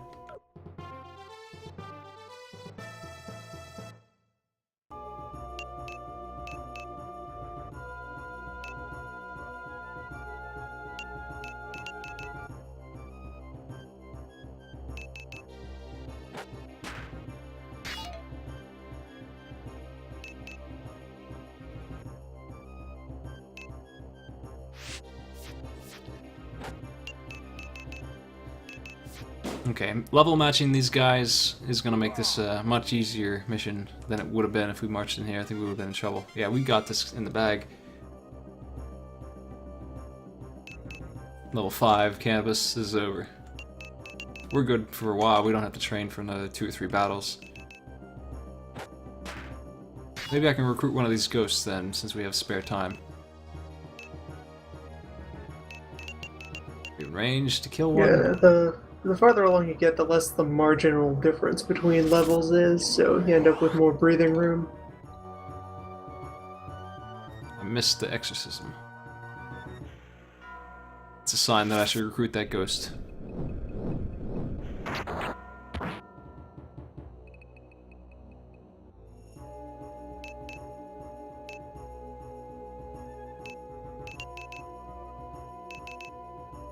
That skeleton is an archer, unfortunately. That's kind of a pain. I would rather him been a warrior. Now we're gonna get shot to death by 2 wizards, 3 wizards really, and an archer, none of which we can really dispose of except for the exercise. Ow.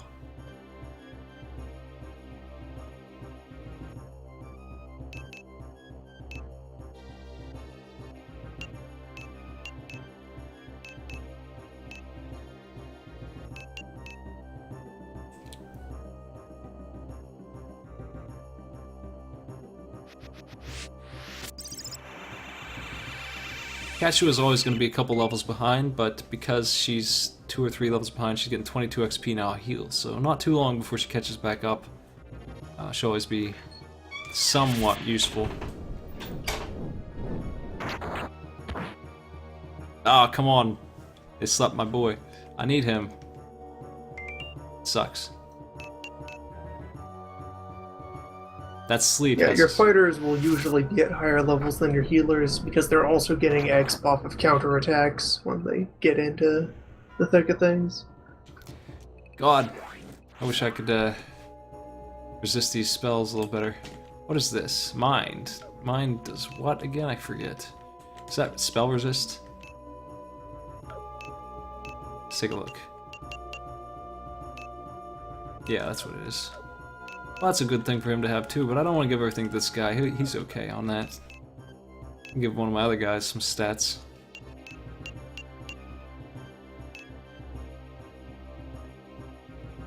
Acid.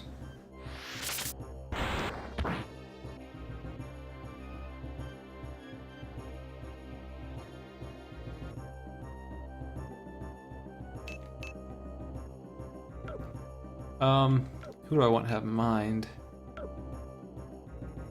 I guess you're okay for it.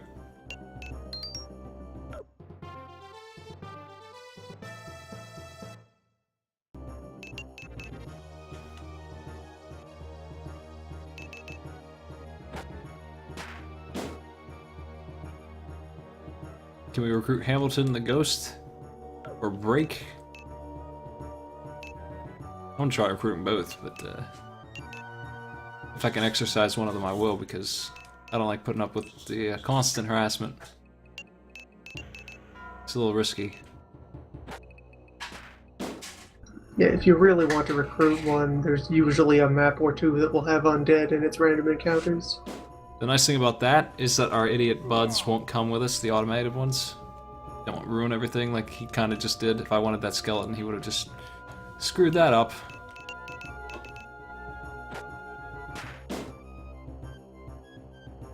Let me check their stats. I wouldn't want more than one, I don't think. If we're gonna cheat with ghosts, I would only take one. They're both the same, roughly. I like the name Break better than the name Hamilton. But he's further up there, so fuck it, we'll just try and get this guy here. The floating movement type also means that the unit largely ignores the effect of the terrain on their stats.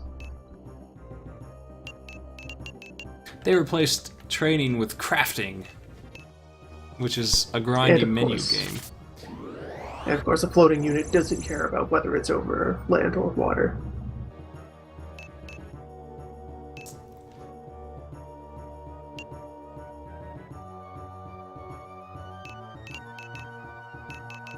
The PSP game is way easier though, so you don't really have to craft. I'm the kind of person that would want to, and I know it would suck to watch and do. Like, when I say crafting, I mean probably the worst crafting imaginable. Like MMO crafting almost. It's really bad. You need to do a menu warrior thing like for an hour, and there's a chance it will break when you're done. The last craft, where you get all the ingredients finally ready, there's a chance it will fail. You just waste all your time. That's what they added in the PSP version for some reason. It's really awful, and I hated it, and that killed the PSP version for me, along with other things. The game itself is easier though, so you could probably get away with not doing much of any grinding. Man, this freaking ghost will not back off with his... These two can't really kill anybody though. Our healers can keep up with them.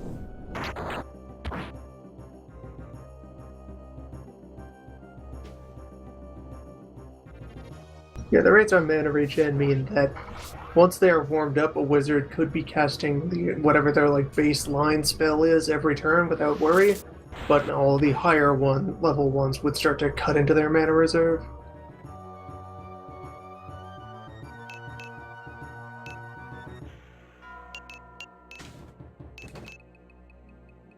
Yep, these guys still have the tier 1 poop spell.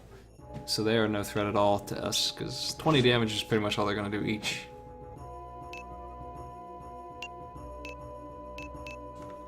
Oh man, it's hard to describe how bad crafting is without showing you. Like, you just have to take my word for it. I mean, each of those things he's talking about, those like 100 crafts, has an animation you can't skip that takes like 5 seconds, and you get so sick of it by the time you're done. It's a Square Enix thing, you know they're gonna add something like that every time they mod something.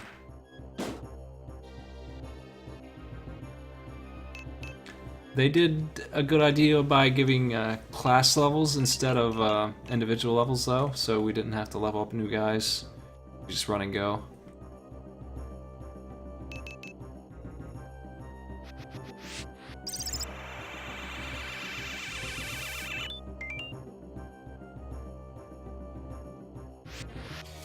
Weinberg's back up. We can kill him again. See, that skeleton doesn't bother me too much when everyone can target his ass. I need to get that ghost low, and I need to get my main character up next to him. Those are both going to be hard things to do since he's running from us.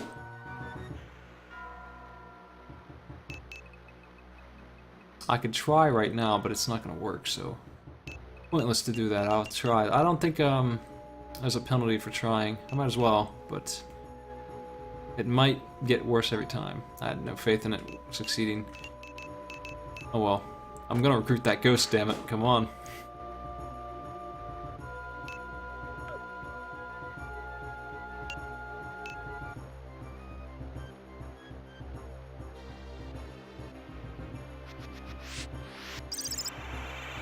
That ghost will grow to like me, so boom, it's alright.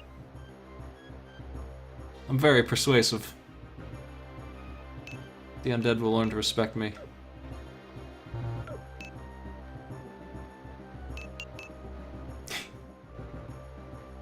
We'll chase him into the corner. Anyway, I should take a look at the map so I could show you what a really good knockoff place with the shield would be. We might be fighting on these old maps again. That's the way this game goes. I mean, we stay in the same area. It's plot-based fighting, so, you know, odds are we'll be back on this map at some point or another for some reason. So we might have the chance to knock somebody off, say, this cliff right here. Off this side, like someone's standing right there. Knock him down there. Could happen. That's damage. Right here would be really easy, because we could stand right there and do it. They would probably die from that fall. And it would be a pretty much guaranteed kind of thing.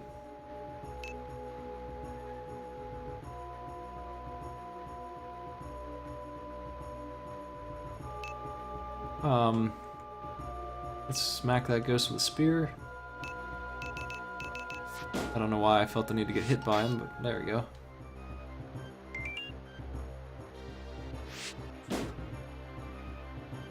We're gonna recruit that ghost, come on. This is the mission now. Watch him sleep me. No, he doesn't have it. Okay.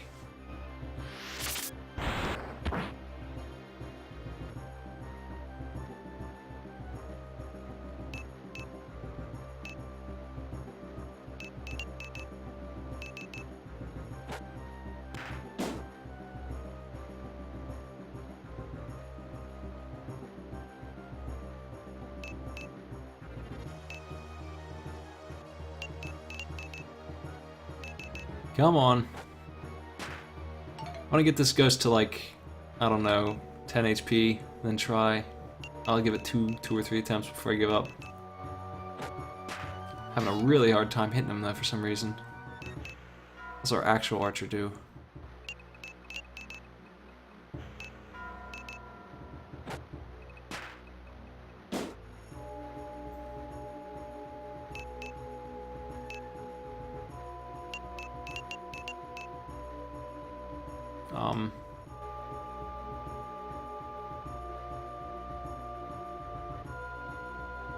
Nobody's hurt.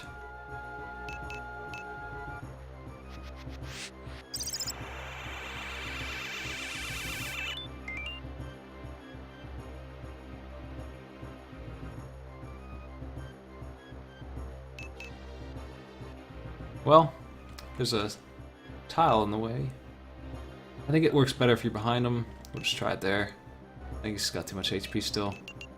Ghost, join me. Yes! Alright! We did it! Thank God. Kill this nerd before he does something weird. There's no way you can kill that ghost, actually. We're good. Now, the ghost is automated still, so he might get himself killed, but since he's a ghost, he ain't gonna get himself killed. Not really. All we gotta do now is clean up.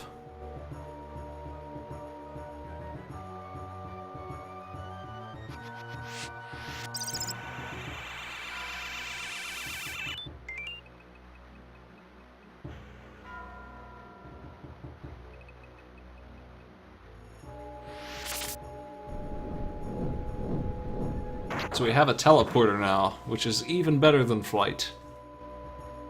And since they float, they can sit over the water, they can do whatever they want. They can stand over pits, they don't care.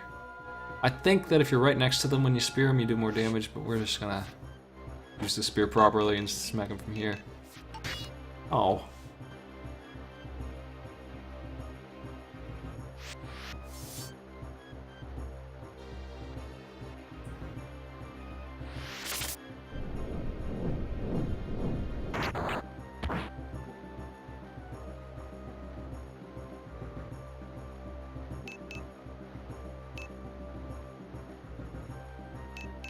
Can you reach the wizard? No.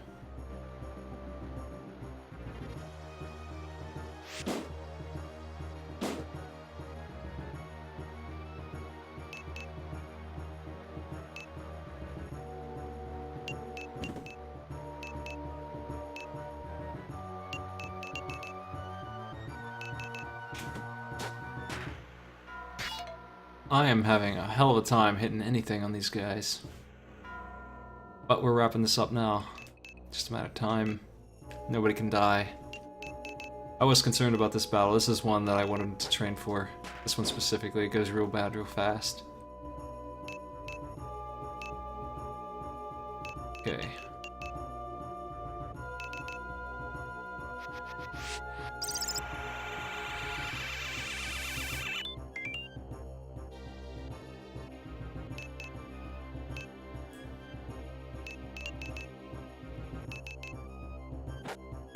Man, he blocks everything. Nivus can summon, he hasn't decided to do it yet, thankfully. Him summoning is a huge pain in the ass. He just keeps making more dudes. More skeletons. Most people would bring their priest though, so thankfully we have that option if we want it. Weinberg will distract these two AIs while my other guys try and finish the boss.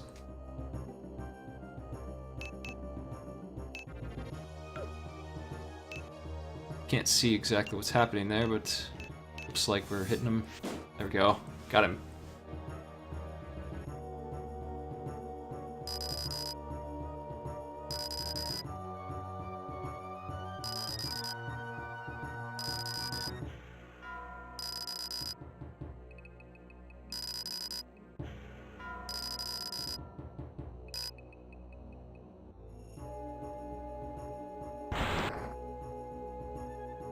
He turned into a crow. See you later.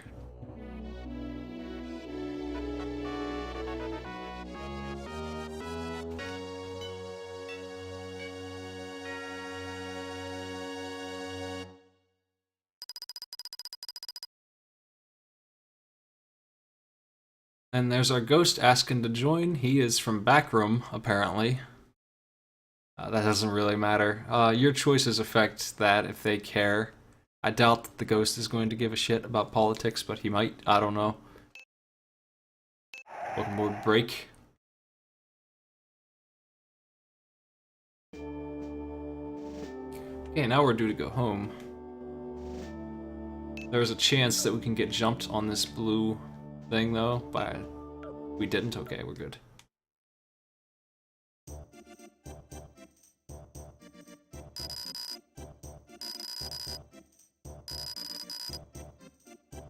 Get a castle.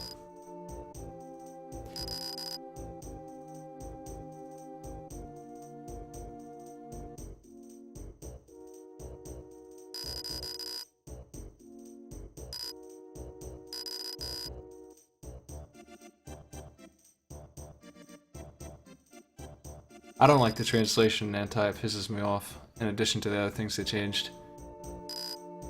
I don't think they needed to change much of any of it. Honestly, they needed to get rid of the grind, and they tried, and they kind of messed it up. So I ain't too happy with the PSP release. I bought a PSP just to play that game, and I wasn't too happy with it. Now we are going to talk to the Black Knights, the Dark Knights, to try and keep them from attacking us while we kill the Gargastans. We don't want a three-way war, that's why. So he wants us to pretend we don't hate them and try and get them to stop. Gotta do the old alliance of convenience. We need a ceasefire.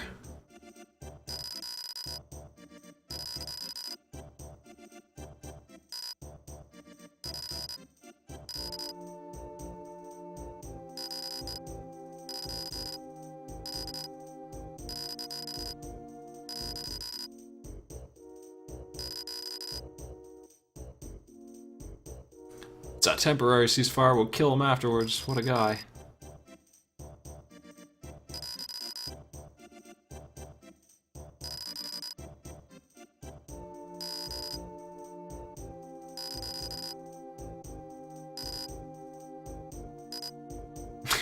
What a stupid conversation I had. Oh yeah, by the way, here's 10,000 more goth in case you spent it. Oh, we didn't. But, oh well. How would you even do that? Would I recruit like 5 dragons and just go through the money? Let's check the shop and see what's in there. Still dragons. Hawkman, there he is. Hey, I could... Oh man, we could just recruit 9 of them and call it a day and win the game. That's what we could do. I usually grab 1. So who wants to be a Hawkman? Wave after wave of bird archers. Exactly. Amazing.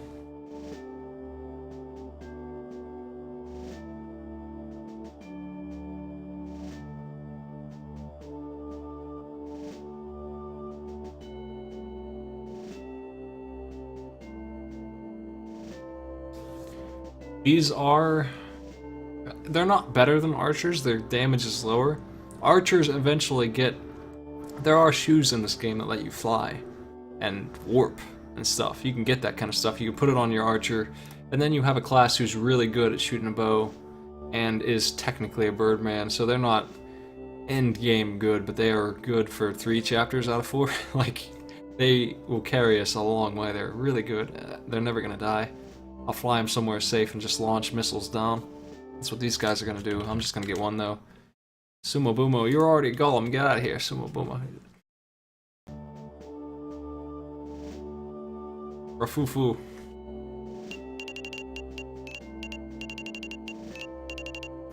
I might play through the PSP version at some point.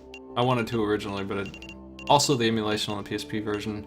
I tried to get my PSP hooked up, it didn't work out. Like, I have the game on PSP, I tried to get that to emulate, I had trouble. I tried to emulate it, had more trouble than I would have with this version, so we went with this.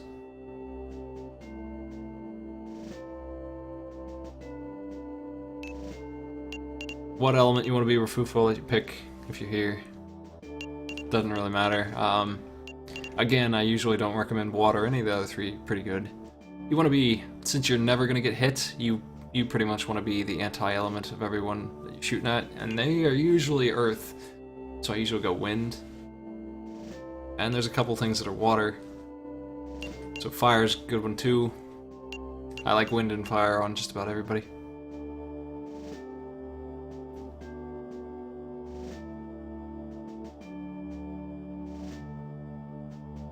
Fire. Alright. He's lawful. Okay, that's fine. He's only 1500 too. He's so good. Well, too bad he's level 1. We'll fix that.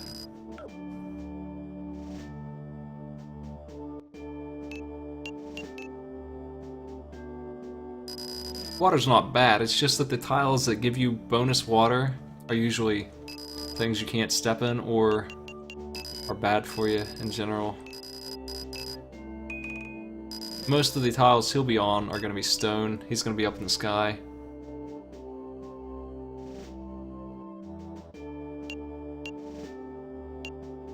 He doesn't need heavy armor for sure. He's going to have a a bow, and probably not even a dagger. Do. I'm sad that there's still nothing new in the store, but can't do nothing about that.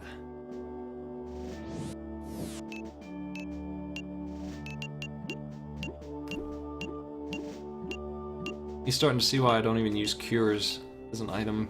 With all the healing we have for free, it just seems like a waste. The moment you have any priests, you are just kind of set. That it slows you down too, it penalizes you for carrying those around, and every character, my whole army gets slowed down just because I wanted to play it a little safe. It's not really worth it at all.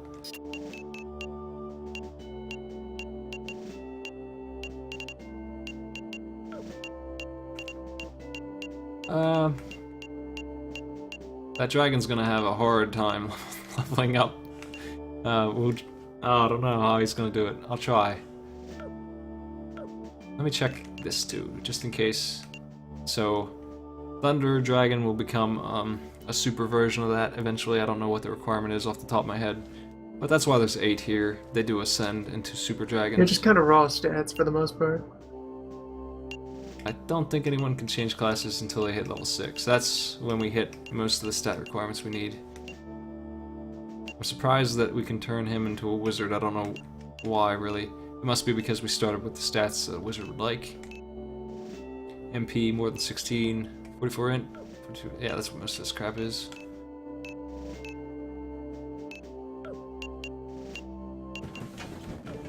Okay.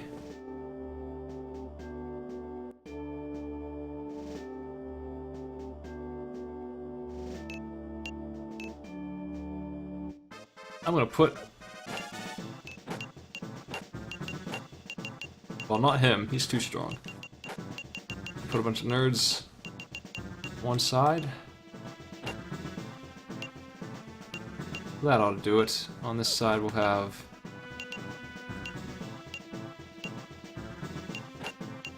the dragon, and you. We'll mess around with the wizard for a while. It'll be fun. I'll play the red team.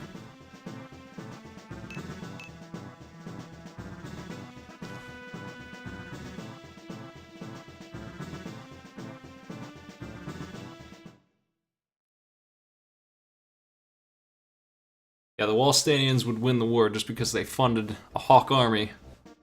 A mercenary Hawk army showed up. Changed everything, it would be awesome.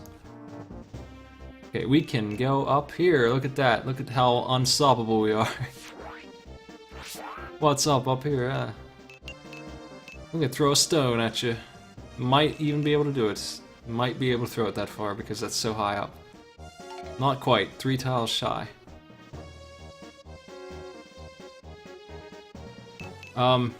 No. The stat growth is based on your class, so I should change it from Soldier as soon as I can. Preferably to Berserker or Ninja. That's what I want to do with the classes, even on the main guy. He needs to become something great. I don't know anything about Final Fantasy Tactics leveling, but it's definitely not that way in this. You gain stats based on what class you are when you level up, so... Here's the Birdman strategy. This is what it's like. Be a Birdman. 1 damage, 22 XP though. Yeah, that's kind of Birdman dot MP4 there. FLV.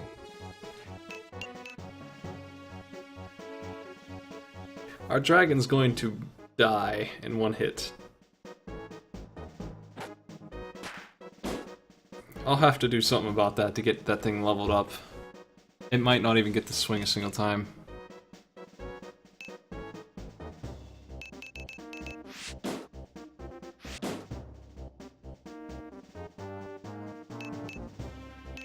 Maybe I can heal it up or something, I don't know.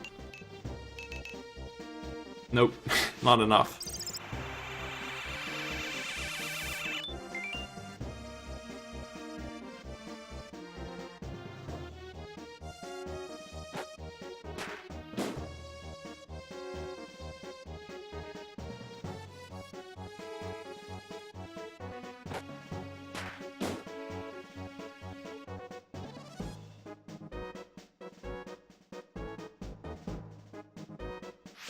He got destroyed. He's not that strong yet. I'm used to him being strong enough to... I'm used to him being as strong as Canopus, being able to solo a few guys. Okay, we can go after this guy, and like I said, the special attack, on this case it's Thunder. Paralyze, it is Paralyze, okay. I was right. 78% chance of stun. No chance of counter. And then once the dragon levels up enough, the breath should expand out into a larger shape.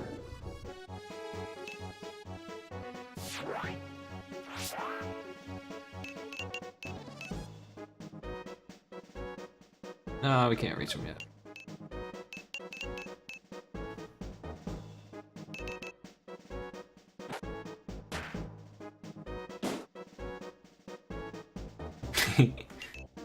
Couple snipes and he'll level up. That dragon's dead. It's gonna be... I'm gonna have to manually level up that dragon. That's the only way it's ever gonna happen.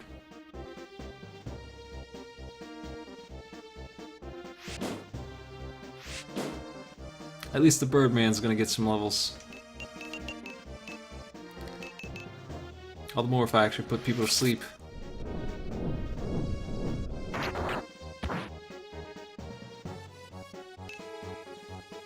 I wonder what kind of spells we could put on this wizard, I'm not sure.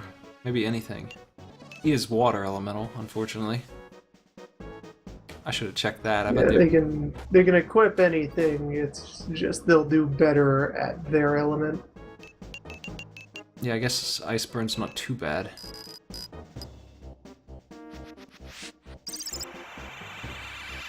Yeah, the dragon's gonna be fine once it's leveled up. Being able to stun, like I said, is really nice, and dragons don't get counterattacked when they do their special attack, so that does do damage. It hits for like 30 and it stuns. That's pretty good. Also, they fly, of course, so not too bad of a large character to use. I don't mind them too much. The stun is definitely a key part of that equation, though. Being able to stun the enemy is great. The dragon will stun it and someone else will finish him off without even worrying about counter. So 2 people can hit an enemy without carrying it all. I really wish they like quadrupled the amount of XP you get in this game, though. That would be great, but it is what it is. Now he blocked it. This guy's at like 99% of a level. He's also immortal though, so whatever.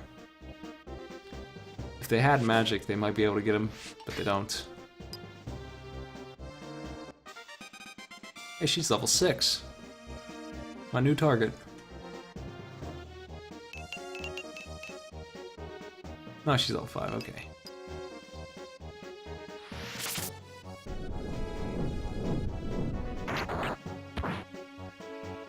There we go.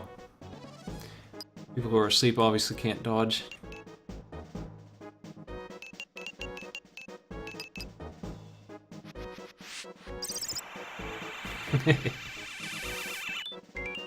Yeah, this is the pain though, buying new classes. It sucks. Getting new recruits. It's just what you're gonna have to do every time. Set up a train. Just a line of guys you can hit over and over again. As they grow in strength, they'll be able to kill and get an instant level. Until they come within 2 levels of where they're supposed to be. Then they'll finally... Just this weird reverse hazing where the new guy has to flog all the veterans. It's pretty awkward. We can let the AI do it if we want.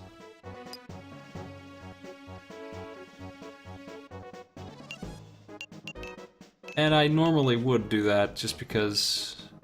It's just that if I do that, the level 1 guy won't get a shred of XP. He'll get killed instantly, and that's it. So I have to manually do this a little bit, or he's not even gonna get started. It gets really bad. The max level in this game is like 50. If you're that high, you can imagine how long the damn chain takes to level up a new dude. Like, you don't do it anymore. Like, it's just not a thing you even consider. It's just awful. I can turbo a little bit here. There we go. They blocked it. I'll turbo the blue team turns.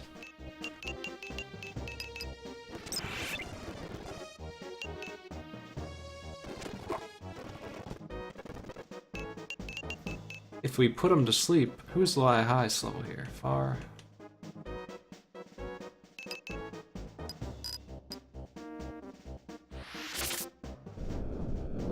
Well, I could unequip the entire army and have them punch each other, and that's what I would do in an automated battle if I really wanted to optimize the XP, but even then the level 1s would die in one punch. They're too weak. We might as well fly over here and shoot her in the back, at least we'll hit her then.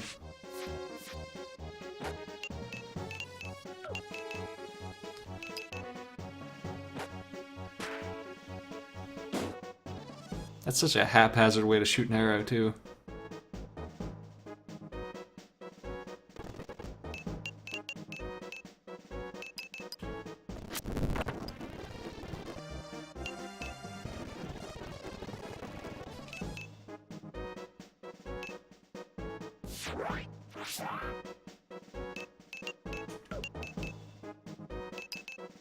We have a real nice commander who orders his troops to fight enemies that sit on a wall and shoot them for the entire day.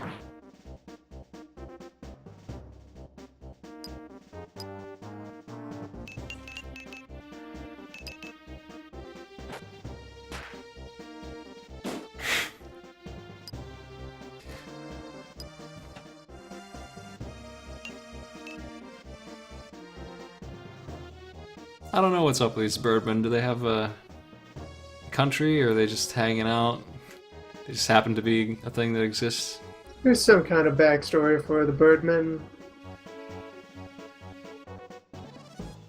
There sure are a Paid lot of... any attention to it. They're just kind of everywhere, though.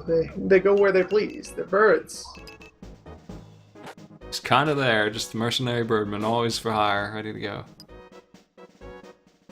The nuclear throne thing needs updated to Friday. Whatever day that ends up being. I like how they're moving around, like desperately trying to find a way to deal with the problem. How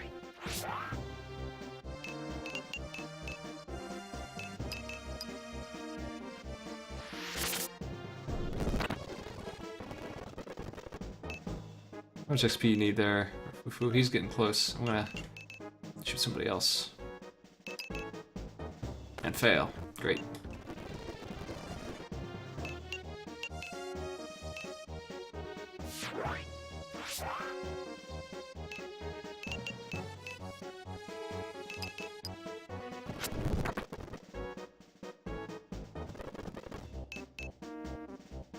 There aren't...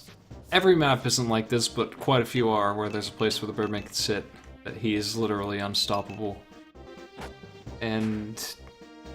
usually can shoot the whole field. And even if he can't, he's still really good. Mobile archers.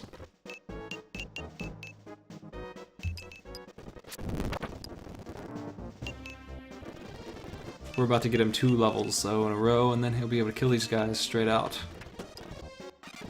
Okay. That's better.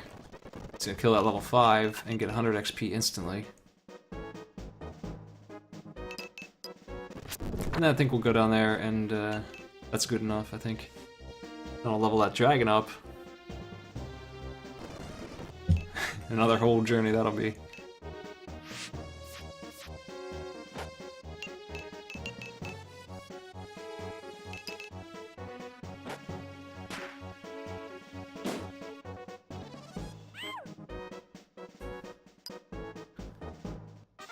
Mission complete. We did it.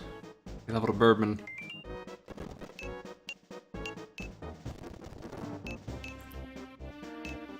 Let's start a battle.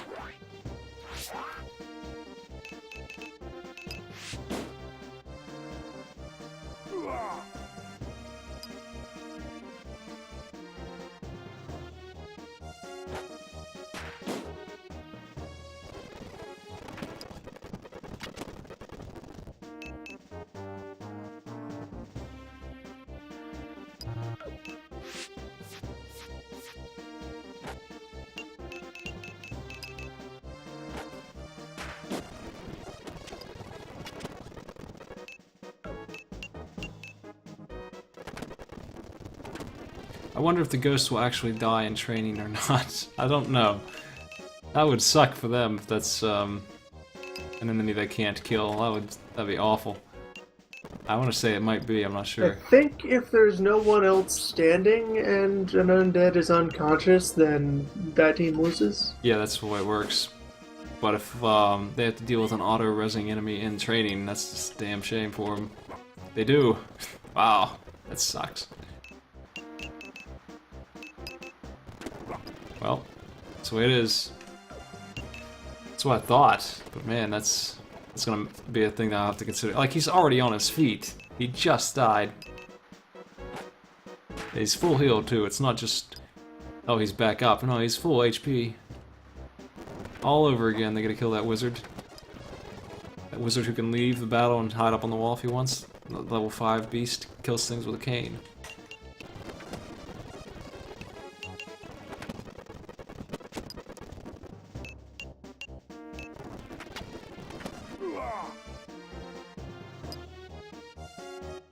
They don't get XP for killing him though, that sucks. The ghost really shouldn't be part of the team. And one more go with the dragon and we should be good. This time I'll do it manually.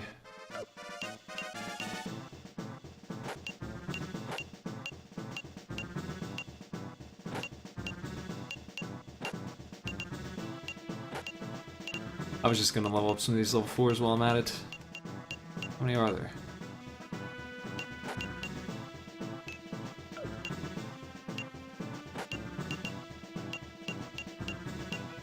Okay. Time we're done here, everyone should be good. This will be a little bit tedious, but not too bad. It's nearly done. We're in the final stages of leveling these guys up here.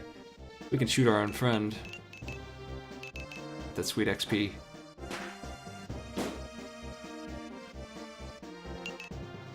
So not only is it just a train of hazing, but it's also a friendly fire skirmish.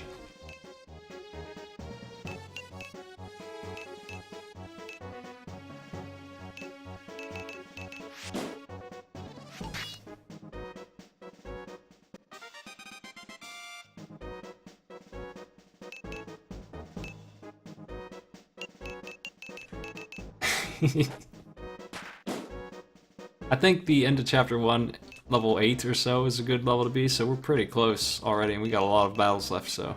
I think we have like 7 or 8, so... We're doing fine. We might not need to train too much more at all. Once we hit those classes, we'll seriously be getting somewhere as far as survivability.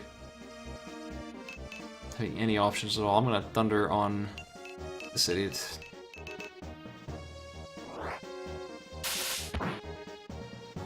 Oh, he's immune. That's right. Forgot about that.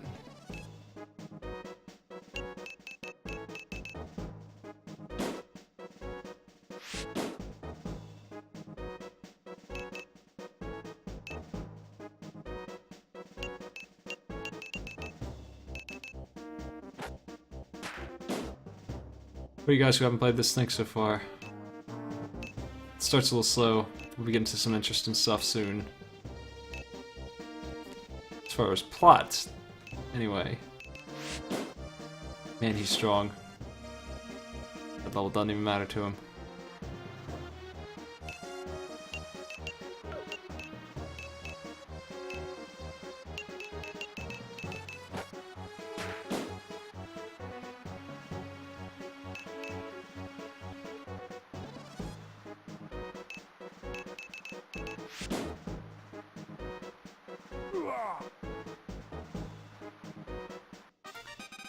Level dance. The training sucks, but the training will go away. I know how to get rid of the training.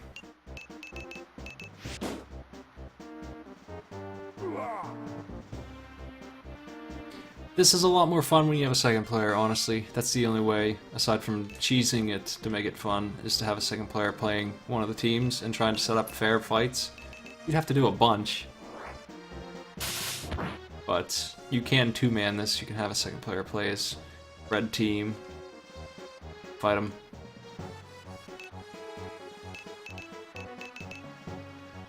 I don't think that net play works very well on the simulator, so I don't know if we can pull that off.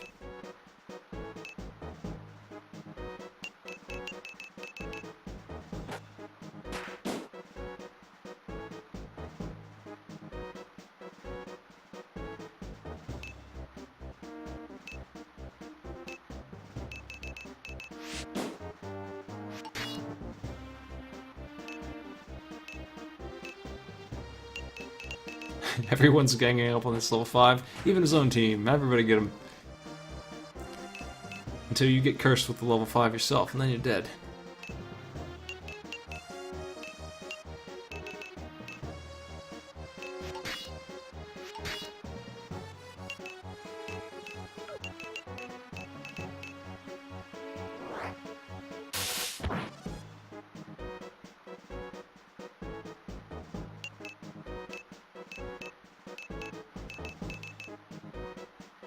Free target. Alright. Everyone shoot that level 5 who can't move.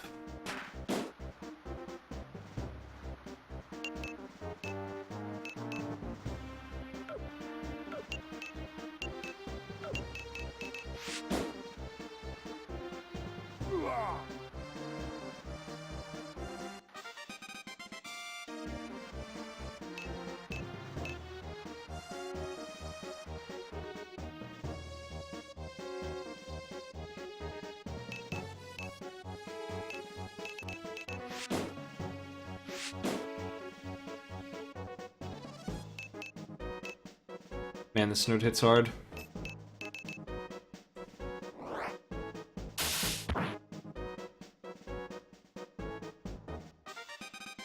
Spinning dragon, alright.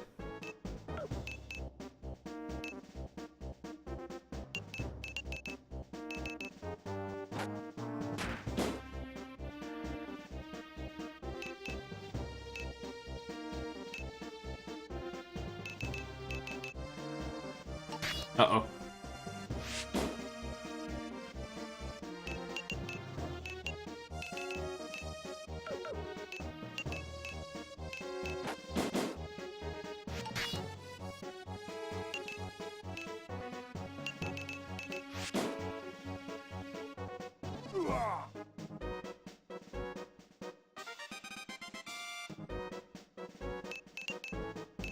Dragon time, let's see. Good target.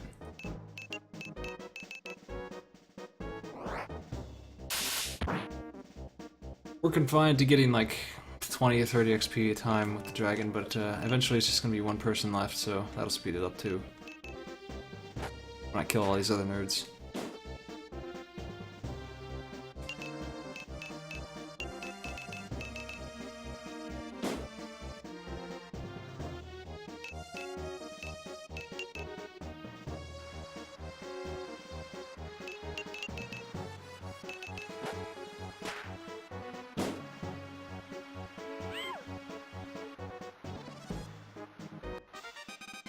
And our rubber band's ready.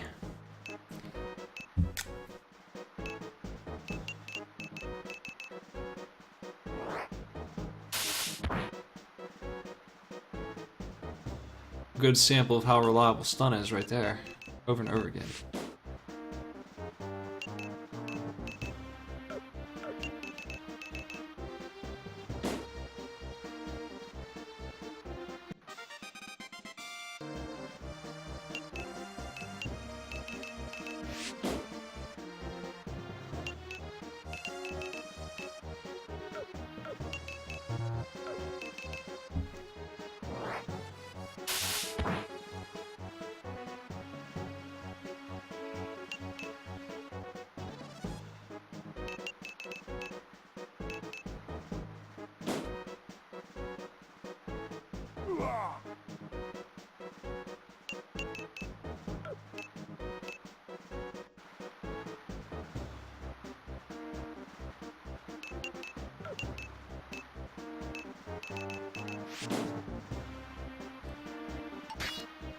Oh man, that golem is awesome now. I love it.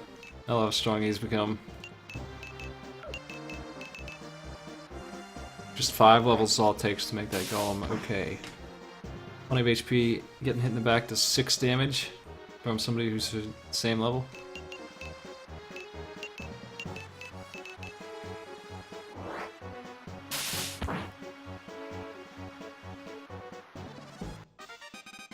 Dragons are getting up there too. Should be okay soon. What if we can hit for 2 now and level up instantly? Nope. Come on.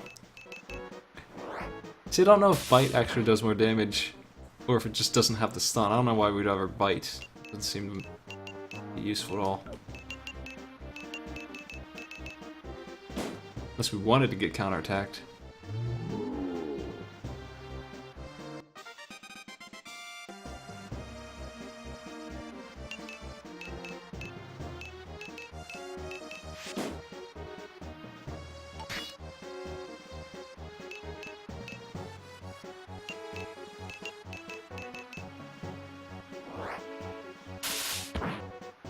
At this point, same level enemies, 100% chance to stun. Pretty crazy. Like, this dragon can lock her down to where she can't even move. And it's hitting for 20 now. Normal attack damage. Yep. Dangerous as hell.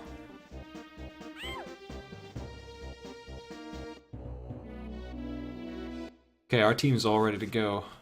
I think that'll do it for now, though. We got 3 battles in a row here to go do this quest to talk to, it's not just an easy walk to get up there to the Dark Knight area. Back room is over here. We gotta talk to the Dark Knights to tell them we don't want them to come kill us while we're fighting these guys. But we'll do that next time, because that's gonna take a little while.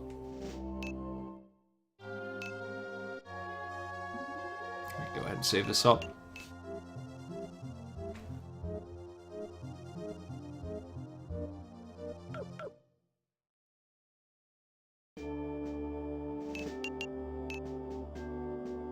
I might as well check my classes out, but I doubt we did anything. Oh, actually, Berserker's unlocked for some reason. Hell yeah, put that on there. Now, he doesn't actually change his physical appearance, he always looks like that doofus. Yeah, it's a pity that there's never alternate costumes for your own guy. We have and a characters witch. at fixed appearance. A witch might be interesting. Not sure what stat I would want on a witch to make their attack more accurate. I guess int. I wish I could see the full stat spread. On the class change screen. Can't. I think I will make her a witch, though. I like witches. Coco the Witch. There's a cleric.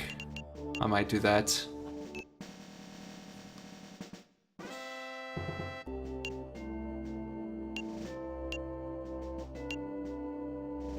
I think the only thing that can become an archer is neutral. Let me check. No, chaos or neutral can become an archer. We're gonna have another archer, at least one more, maybe 3, if we really want to go to town with the best class in the game. That's the way to do it. If you really want to win, have an easy time, make a bunch of these. So Coco the Witch would be a good one, but that's okay. I want a witch too. Witch is probably the same thing, neutral or chaotic, yeah.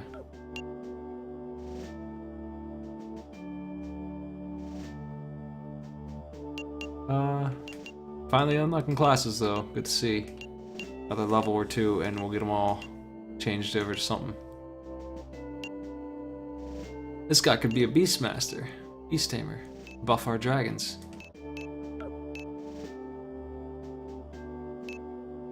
I don't know if it boosts the Golem, but I know it boosts the Griffins, and I'm pretty sure it boosts the Dragons and the Octopus. He's kind of a weird class. He's supposed to use whips, but we ain't gonna get a whip for a long time. Whips are spears without the pierce. 2 range. You know what, I really should make him a ninja probably, rather than a berserker.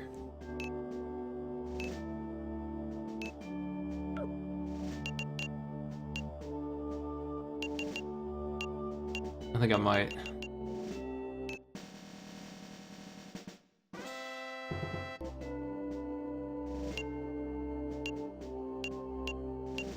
We're free to change classes whenever we want, as long as we meet the requirements. The ghost can't change class, no, he's a ghost. That's his class. Yeah, and the only thing that would usually ever disqualify you for a class you already had is if your alignment shifted, and that's not something that happens passively in the tactics games.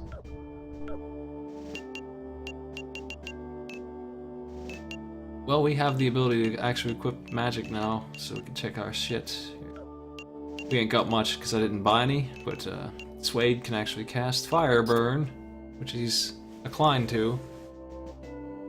Not that it's gonna do much for him, but at least he has some kind of range. Once it. She can use Stun. And Clear, there's that. Clears the body of poison, yeah, so why carry around that crap when you can just use it? Now, it's interesting that she's not actually able to use those. She doesn't have the mana for it. So that's not a very useful witch. Maybe someday.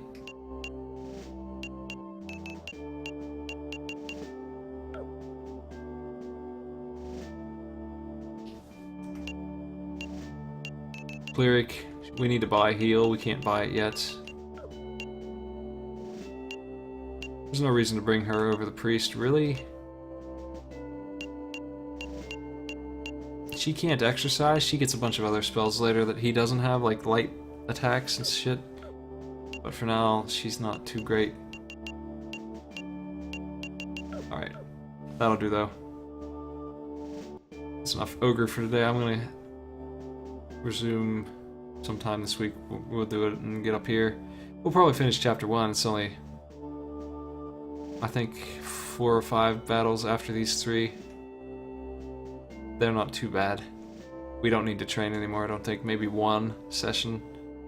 But we seem to be right on track with that, so... Now that we have healing and stuff, we can get away with being underleveled and still keep people from dying. We no longer need to be... I did this game without training a single time, and it was hell on earth to get to this point right here. But once we did, it was a lot easier, and it just got easier as the game went on. It just kept, we lost people once in a while, but for the most part, we were okay. I'm not done streaming. I'm gonna play some Isaac. I gotta test out my mod, but I'm done with Texture Saver for now. We'll get back to this. I'm gonna take 5 minutes, so